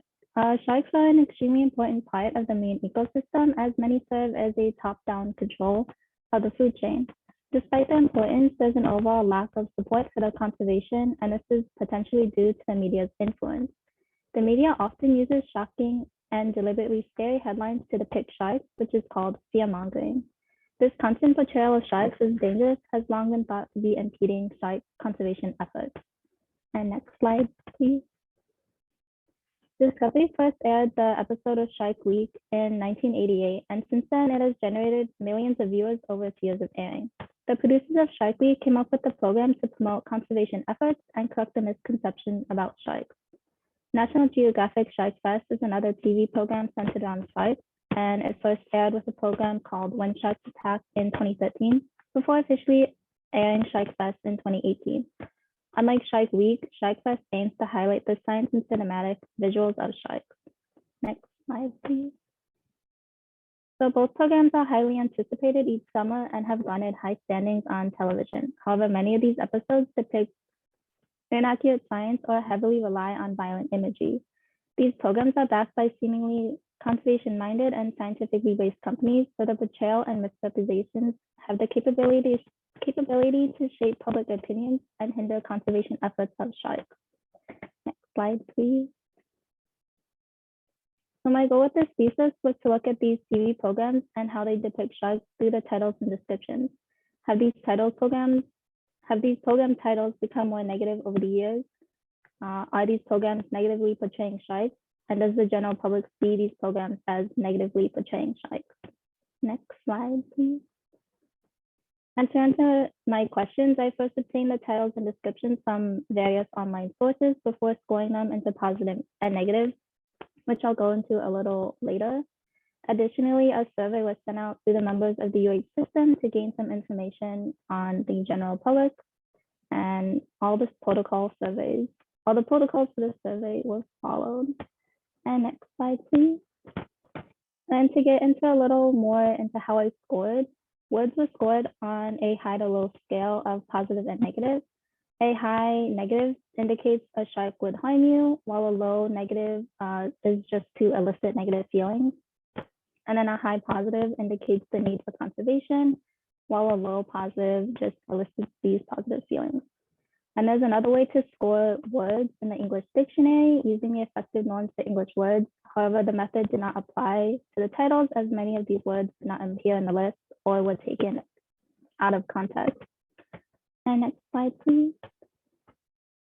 And so this graph is just to show the Shark Week episodes and descriptions over the years. The episode titles on the right, on the left, and then the descriptions are on the right. And there was a total of 332 known episodes out there, but I was not able to find all the titles and descriptions. And you can kind of see that depicted here. And so next slide, please. And then similarly with Shark Fest, the titles are on the left and the descriptions are on the right.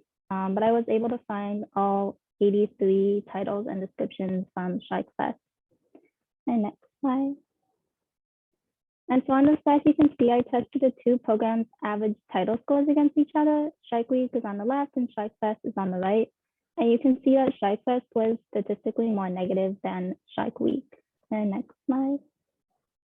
And then on this graph, you can also see the years of the both shows, the shows that have been airing on the x-axis and the title scores on the y-axis.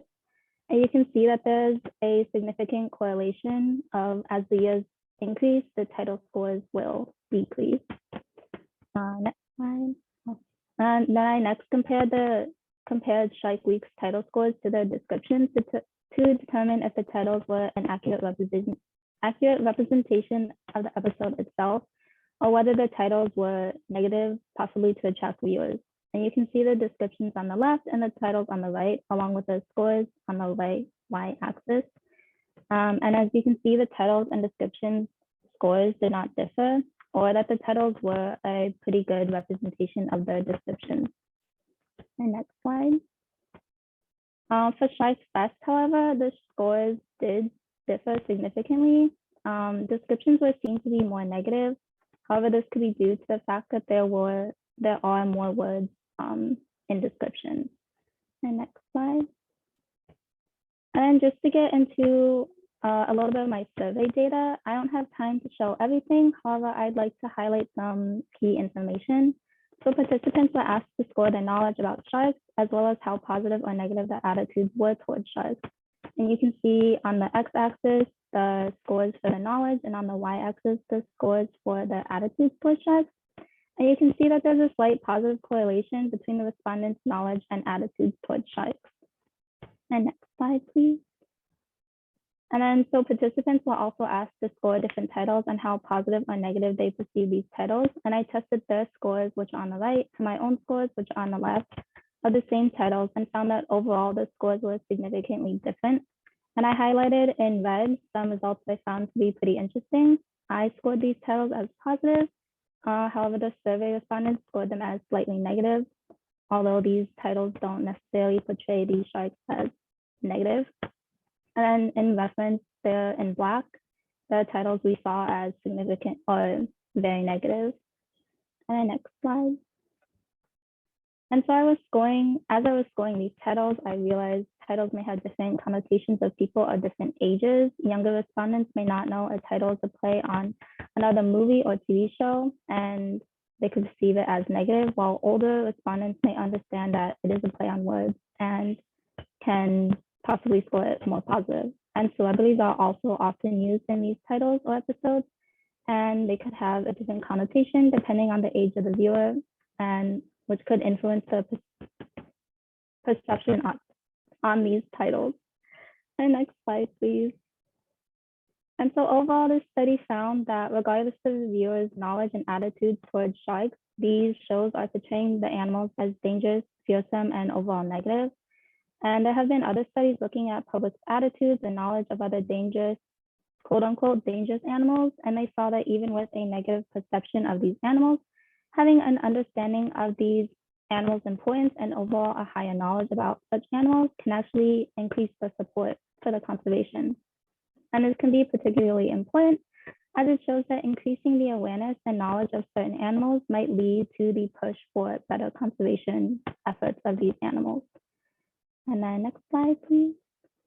And so there are many future research possibilities when looking at my thesis. As you can see here, possibly making a more comprehensive survey. And such things could expand on this research in the future to help us better understand how the media influences the public's attitudes and conservation efforts over the years. Next slide, please. And then I would just like to thank everyone listed here for the help and support during my thesis. And yeah, I'd also like to thank TCBES for holding this.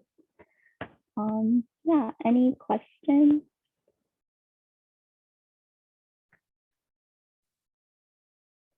Hello, McKenna, great presentation. If anyone has any questions, we have just a couple minutes. You can put them in the chat.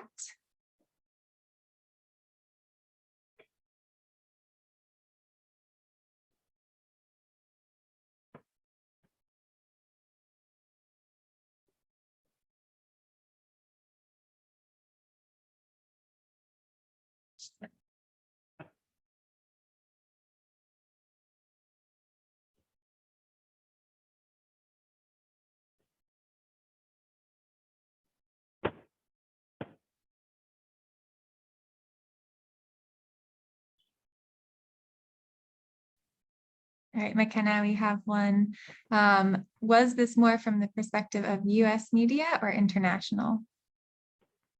This is more in the perspective of US media. So my thesis just focused mostly on Shark Week and Shark Fest, which I'm not sure if it goes internationally, but it's more geared towards a US public perception.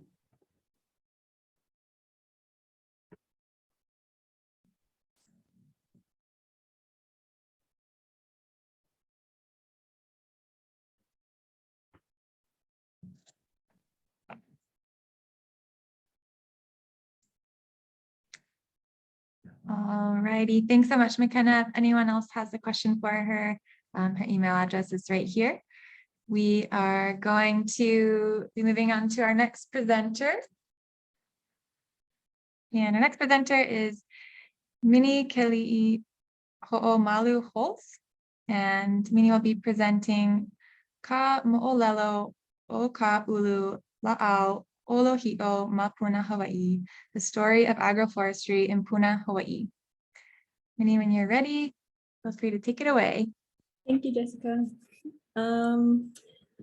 Aloha, everybody. My name is Keliihoomalu-Holz, and I'm from Kaimu on the Big Island of Hawaii.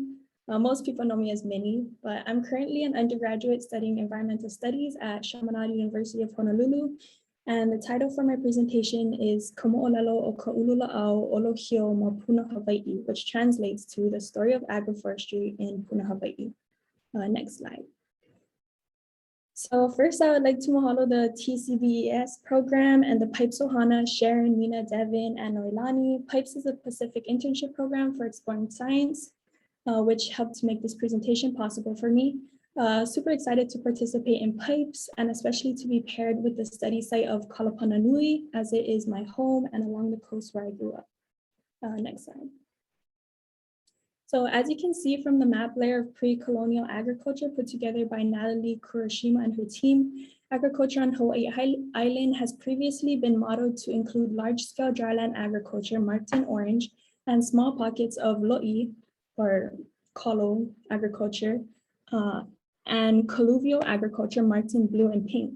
However, as you'll notice, this model of pre-colonial agriculture does not contain any sites within the Puna district, although we know that there were and continue to be thriving agricultural practices that sustained Hawaiian communities in this area.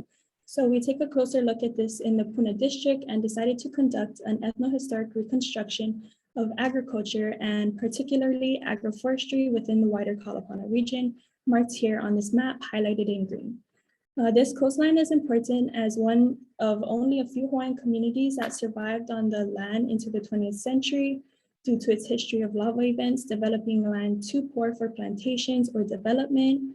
Kalapana remains a mostly Hawaiian community up to the 1960s and provides a rich site into which to understand how rural Hawaiian communities subsided on the land. Next slide. So while large models have largely overlooked the Kalapana region and its ancestral systems, we'd like to place the voices of our ancestors as a way of constructing an alternate narrative of what agroforest management can look like within landscapes of hidden or non-obvious abundances. Next slide. Agroforestry is one of the systems by which maka'inana, or people of the land, maintain the relationship with the land. There is a growing body of work and interest in revitalizing agroforestry systems to promote community resilience, biocultural landscapes, and sustainable food and material production. Agroforestry refers to a spectrum of practices that integrates trees with harvested plants and animals. Agroforestry practices can support agricultural production and help improve water and air quality, soil health, and wildlife habitat. Agroforestry, as part of multifunctional working landscapes, has long sustained subsistent practices and vibrant subsistent economies in Hawaii. Next slide. So this reanalysis of cultivation is rooted in an expansive search of published literature specific to Western Puna. Photographic and written sources in English and Olelo Hawaii were examined, spanning from roughly 1823 to the 1960s. And we divided this, the historic sources into 3 different eras. So 1823 to 1865, 1865 to 1900s, and 1900 to 1960s. These accounts are supplemented by mo'olelo-based interpretation or stories and narratives of one of the eco-historical signatures on this landscape. Next slide. We highlight the resilience of rural Hawaiian communities that not only met their subsistent needs, but thrived in the face of dramatic geologic and colonial changes in what we term kipuka-based practices. Kipukas are forest remnants or spaces that are protected and ancestral. Similarly, we describe niche-based patterns of cultivation that are highly productive within a fragmented landscape. This landscape includes lava field cultivation of sweet potato, upland plots for mixed agricultural crops, and coastal and upland agroforests. Spatial models of the agroecology landscape in Hawaii should include models of cultivation that are less intensive and more integrated into the landscape, such as the systems described here. Our findings encourage us to reconsider and remap what cultivation means. Next slide. So I'm so grateful that I was able to participate in this project, and I plan on using the skills and knowledge I gained to support both the AINA and our community in any way I can. Next slide. Our project values include 1, to hanai or to foster and care for the human and non-human people of Kalapana. 2, ma'oli no, placing endemic and native species as a priority. 3, hi'iaka, encouraging new growth grounded in wellness and in the knowledge that people are important factors in rebirth. And 4, pono, practicing being conscious and considerate in all that is done. Next slide. So I hope to continue spending my time preserving and restoring our native ecosystems for future generations to come. And I hope that this can guide future restoration work informed by Ike Kupuna. And I'll end on the Hawaiian proverb, Heali'i ka'aina he kaua ke kanaka. The land is a chief, man is its servant. Mahalo nui. And I'd like to open it up for questions if anyone has any.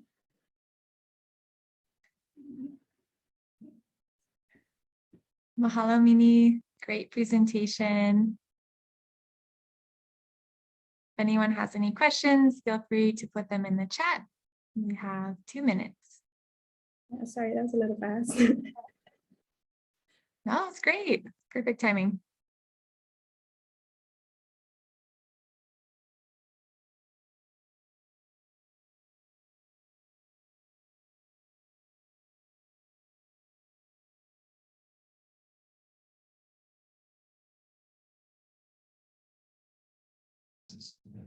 All right, Mimi, Gina has a question for you.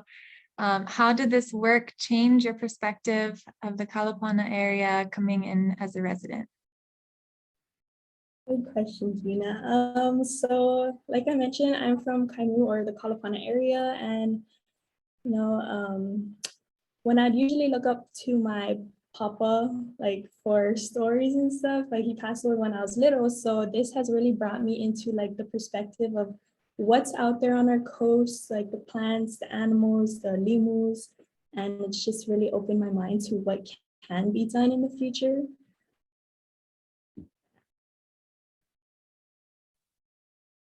Awesome. And we have 1 minute for our last question here from Sharon. Worded in a second way, how could other communities start something similar? So yeah, this is more based in the Puna area, but this research using like mo'olelos or stories from our ancestors, or just like using like books and like, because Hawaiian words can have many meanings, but just using like their mo'olelo and their knowledge to really guide us into how we can cultivate better areas, because they were there, they know how to cultivate the land already. So yeah, just like looking to their understanding and their knowledges to help us guide cultivation and future restoration work. And other communities as well can start to do that too. Wonderful. You're getting lots of support in the chat. All right, if anyone has any questions, you guys can pop them in the chat. Otherwise, we are going to move on to our next presentation. Thank you. Thanks, Mini. So next presentation is by Sofia Ferreira, and Sofia is going to be presenting the prediction of photogrammetry-based habitat complexity using a trait-based approach on coral reefs in Guam. When you're ready, Sofia. Thank you. Hello, everyone. My name is Sofia Ferreira, and I'm going to be talking about my senior thesis project. Next slide, please. So scleractinian corals create the foundation of the reef habitat by secreting architecturally complex calcium carbonate skeletons.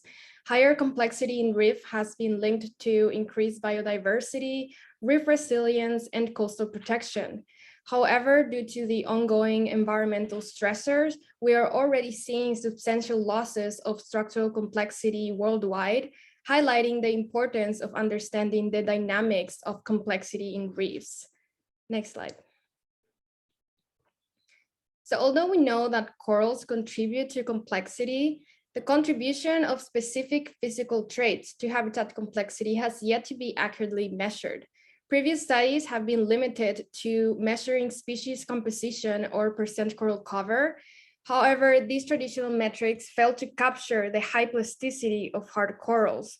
For example, we know that the same species of corals can grow in a variety of forms and sizes and shapes, and different environmental gradients. So simply looking at what species it is or how much coral there is in general may be not telling the whole story on what drives complexity.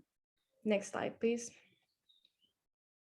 A trait-based approach, on the other hand, focuses on an individual's characteristics or traits rather than their taxonomic classification.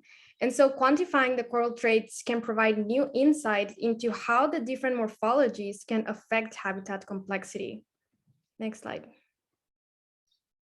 So my main question for this project was, can a trait-based approach help us determine how coral morphologies contribute to the three-dimensional structure of the reef? Next slide, please. My study site was the island of Guam in the West Pacific. There were 28 sites located in the northeast and northwest coastlines, as well as the west coast, both within and outside the harbor.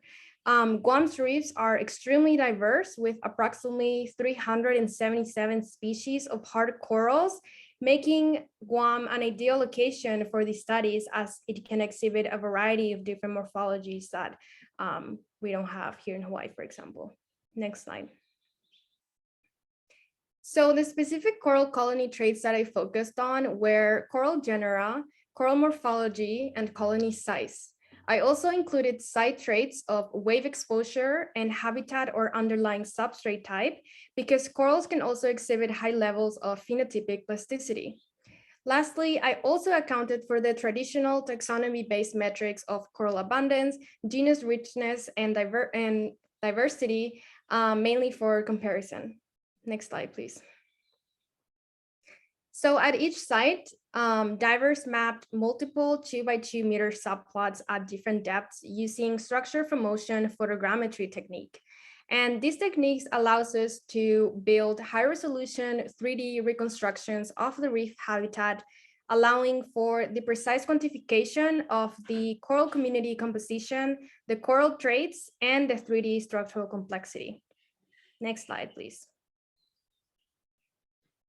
So to quantify the coral community composition and coral traits, I used the geospatial software ArcMap. And what I did was I exported a 2D orthomosaic from each of the 3D models, and I put them into ArcMap and overlaid a 2x2 meter plot to define the study area. Within this area, I annotated every single coral colony. And here's an example of one of the plots with one of the colonies within that plot. And so for each colony, I would write down three things. Its genus, in this case, it's Porites.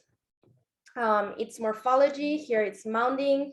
And then I would size the colony using the ruler tool in ArcMap.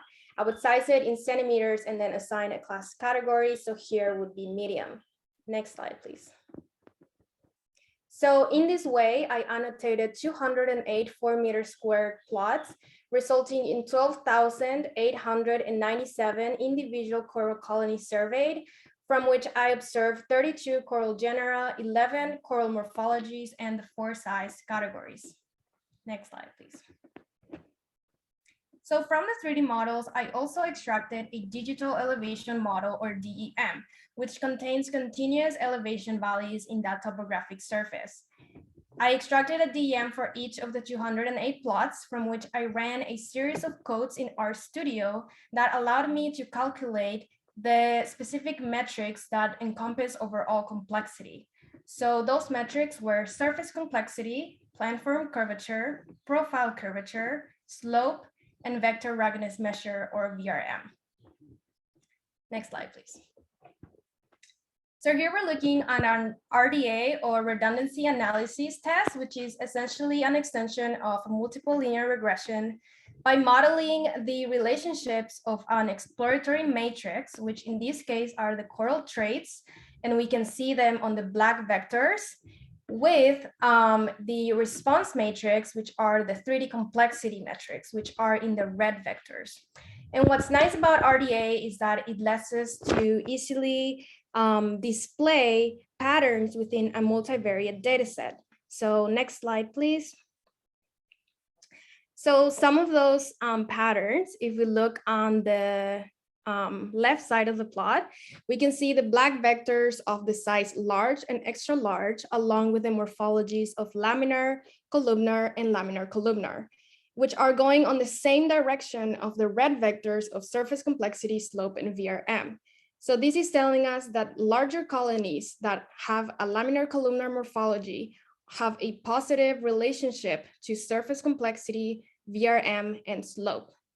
However, if we look at the opposite side, we see the black vectors of size small, for example, along with the morphologies of encrusting flat and mounding. And that is telling us, because it's on the opposite side of those metrics, that the smaller colonies that have an encrusting flat morphology or mounding morphology have a negative relationship to surface complexity, slope, and VRM.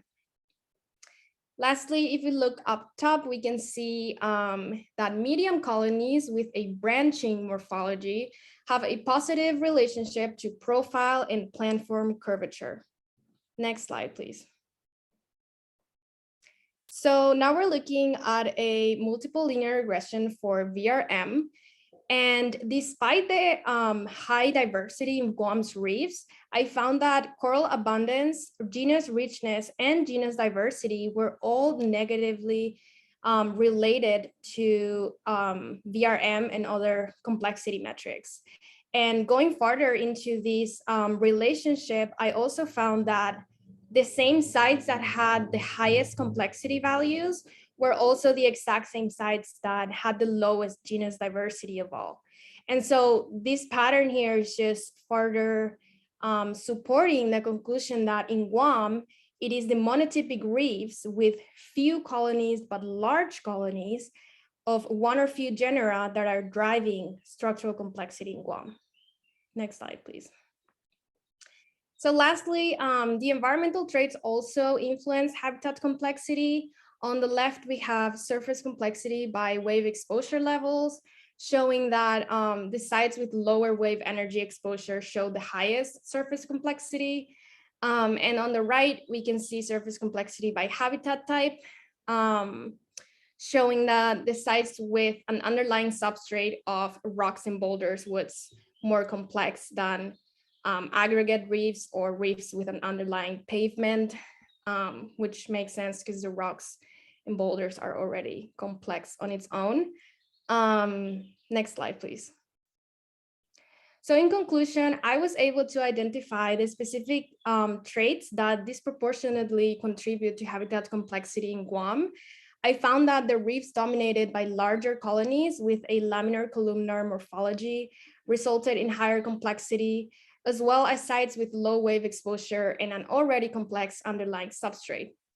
These results highlight the importance of considering coral morphological and site traits to accurately measure and monitor structural complexity. And it also allows for the prediction of how changes in the coral community composition can affect the reef ecosystem.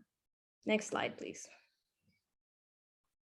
So with that, I'd like to thank all these people listed here, especially Dr. John Burns and Kylie, Atsuko, Carla, and of course, all the students at the Mega Lab who helped with data processing. And next slide, please. Thank you, and I can take any questions.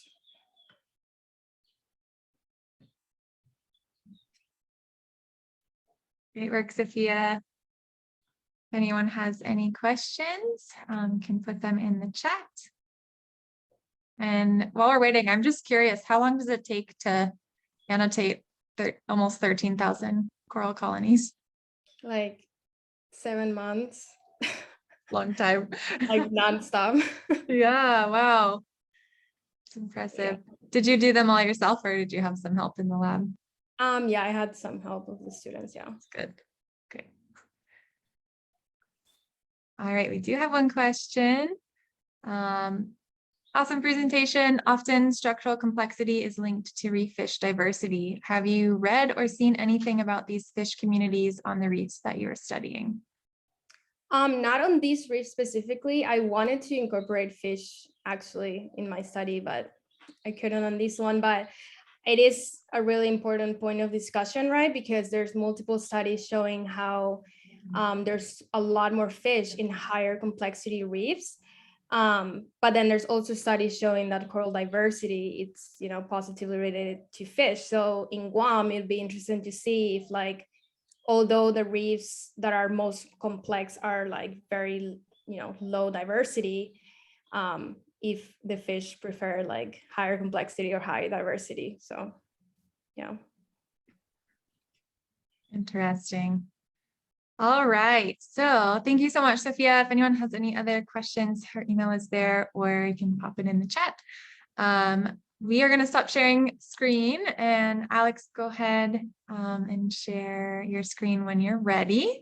And while you get that loaded, I'll introduce our final presenter for the symposium, Alex Spengler, who is going to be presenting Mapping a Reef in Minutes, Underwater Action Camera Photogrammetry. When you're ready, Alex. All right, thank you. So I'm Alexander Spengler. I'm a graduate student in the TCBES lab, or the graduate program, and part of the Mega Lab here at Hilo. And I'm going to be providing a brief intro into my master's thesis, kind of the progress and how things are trending with that. So why do we care about reefs? Well, reefs, like Sophie just said, are a hotspot for marine diversity. The majority of marine species live in coral reefs. And the corals themselves are the literal foundation of these ecosystems. They also provide a foundation for nearshore communities on the basis of, you know, a sense of place, and also uplifting local economies through tourism and fisheries. They also provide protection as like a natural wave break, or like a breakwater for, you know, storm surges or storms or increasing sea level rise. And that's especially important in a changing global climate. And finally, they're super important as marine health indicators. They kind of act like a canary in the coal mine, so they can clue us into different things that are happening that are maybe difficult to pick up on. And like Sophie just explained, a lot of coral science is done through a technique called photogrammetry, where a diver goes down and travels in a zigzag pattern or boustrophodonic pattern and takes a bunch of different pictures with a fancy camera. And then they use an even fancier computer, oftentimes like a server, to take all those pictures and stitch them together, kind of like a panoramic photo. And because there's a fixed camera lens and sequential images, they can get some depth information and actually create a 3D model. From that 3D model, you can do a whole bunch of cool stuff. So like Sophie, you can investigate, you know, structural complexity, how many nooks and crannies, pukas for different organisms to live in, as well as identify species, size species, look at coral health, a whole bunch of cool stuff. And so this is an example of what those 3D models look like. So you can resolve really small detail on some of these models. You can even see like the little, the cups, the coral lights that the coral polyp can live in some of the higher resolution models. And some examples of some products of those are out on the right. So like coral cover, you know, structural complexity, species diversity, all things that you can get from one of these 3D models. And this is all to say that coral science is oftentimes complex. And there's a whole bunch of different people kind of depending on you to, in a professional setting, to collect data fast. And you could be limited based on air if you're on scuba, or just time constraints if you're working on a big survey vessel. So my thesis is kind of centered around, you know, maybe instead of using a DSLR, how do like cheap action cameras kind of match up with those currently used systems? So I'm using two kind of dated platforms, the Canon EOS 60D and the GoPro Hero 4. The DSLR serves as like the example for what's currently being used in the industry. And I'm comparing that with an action camera, a GoPro, and kind of seeing how they stack up for photogrammetry, especially in a coral setting.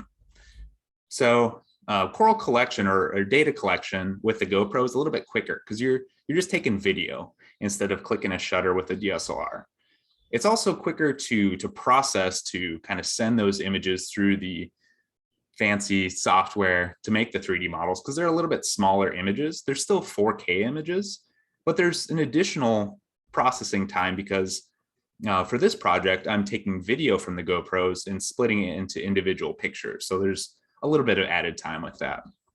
And then really what I'm curious about is how do like the quality of these two kind of methods stack up. So preliminary testings have shown that the GoPro is a little bit lower in quality for a whole bunch of different attributes, but this is an example of a single study site. However, the most kind of interesting thing about this is the processing time for the GoPro was about half that of the DSLR. And I think that this has super cool implications. You can, especially for like citizen science, it'd be super easy to send out crews that you briefly trained on methods to go out with a GoPro, snorkel around reefs, and get objective information, oftentimes something that's difficult in citizen science. You can also involve the community. A lot of people have GoPros. It's a little bit more feasible than, you know, a multi-$1,000 camera setup. And they can take part in science and maybe, you know, send us the video, the Mega Lab, and we can process it, and they can take part in science. In science, money's also tight. And so the further you can stretch that dollar, the more science you can do. Also, a lot of science is time constrained. So, you know, faster science means more science too. And this kind of ties in with other work that's going on. I developed this AR app, kind of like Pokemon Go, where you can kind of interact with 3D models. And it's a powerful communication tool for the community, for kids. And if you can survey reefs and build these models really quick, theoretically, you could have like a 4-hour program where you go out in the community. The beginning of the day, the students go and snorkel around with a GoPro. And then by lunchtime, they already have a 3D model on an app that they can like interact with on land. So I think it's super cool and super exciting stuff, but there's still a lot of work that I have to do. And that's it. Mahalo. Thank you for everyone in the TCBES program and the Mega Lab. I'll take any questions. Thanks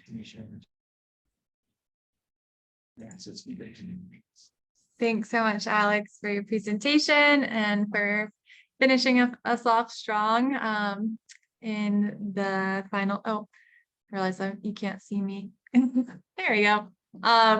Thanks so much for finishing off the symposium on such an interesting note. If anyone has any questions, we have a few minutes and can pop them in the chat. Is the app available on Apple Store? Yep. So it's on the Apple Store and the iOS, or I'm sorry, the Android store. You just search Mega Lab AR like that. Probably drop links in the thing, but it's more of like a proof of concept, but it kind of works using like these little targets that people use, and there's still some development that's kind of ongoing with that app, but it's a really powerful communication tool. I think it can really like motivate kids, get Keiki stoked on coral science, and to be able to like hold something that you like created is pretty powerful. And I think it like sets trajectories in the right way for a lot of students, where they'll be like, you remember when we did that weird thing where we went snorkeling with those GoPros? What was that about? Super cool. I have a question for you. So you said, you know, the GoPros, obviously they're going to be a little lower quality, but it seems like there's probably good application for that for larger areas. Is that a good assumption? Like where you need less detail, but you want to cover more ground? Yeah. I think that's, I have like a set size area, like a 3 meter by 3 meter area that I'm trying to survey. But that's maybe that's like I can expand on my methods, because I'm not exactly sure. But yeah, there's a little bit there. I mean, there's a difference in the image quality even with these older systems. But I don't know, potentially it's marginal. So that'd be really cool. It'd be interesting to do it again with one of the new GoPros that Yeah, has better sensors and stuff. for sure. Awesome. Well, if anyone has any further questions for Alex, again, you can put them in the chat, and we're going to pass it back to Darian, who's going to share a little bit about our silent auction. And then at 11:45, the judges will have deliberated, and we will be presenting the awards for our top presentation. So stay tuned, 10 more minutes for that.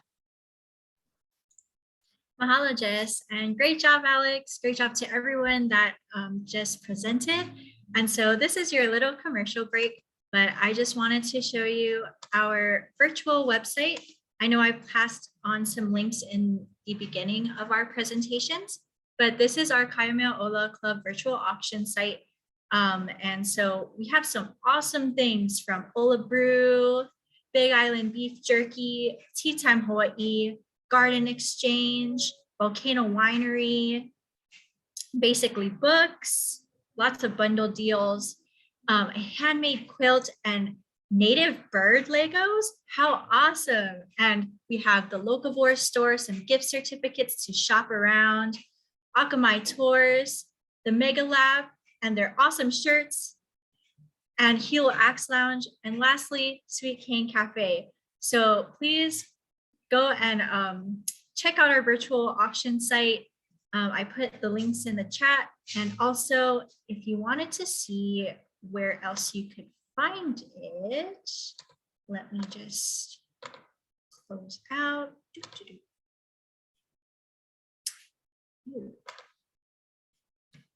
You could also find it here.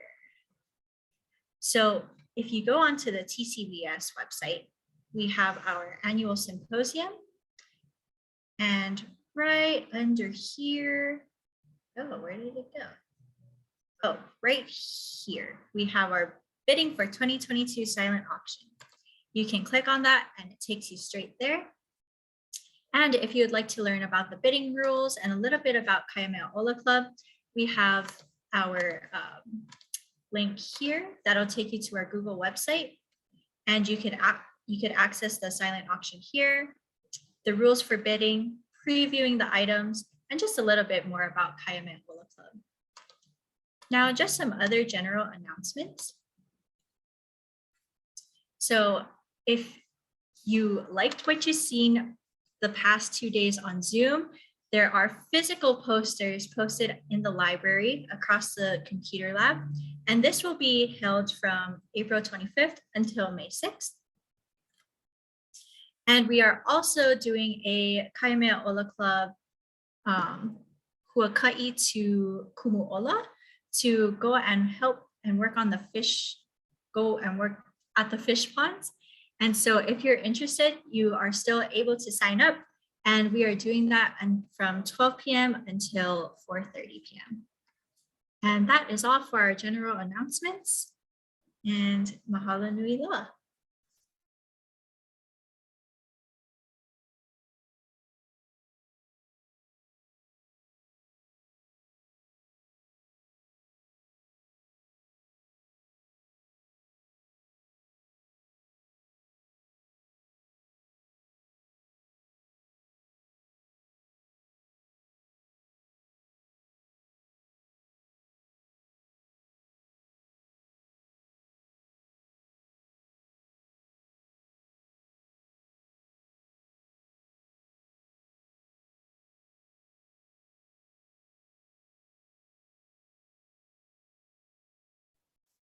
Check back at 11:45 for closing remarks, and also the judges will announce the winners.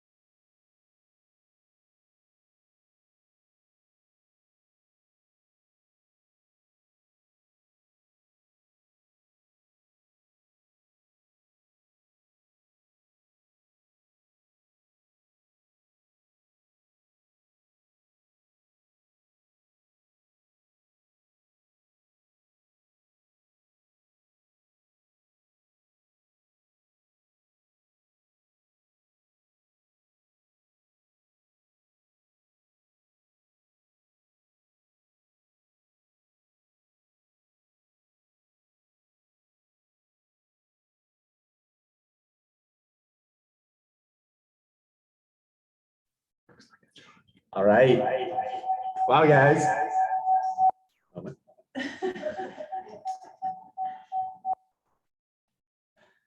You need this one. So we're missing one computer we can mute somewhere.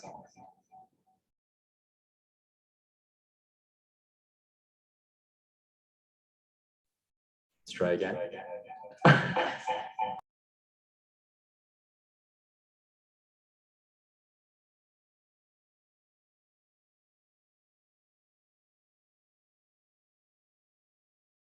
How can I mute this computer though? It is muted. Okay, try now. All right. Are we good? Okay, so just one last little.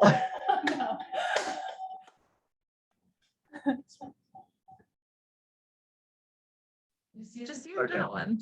I just this is the correct way to do it. No, had already solved the problem, and instead I continued to try and undo myself. So I apologize for that, guys.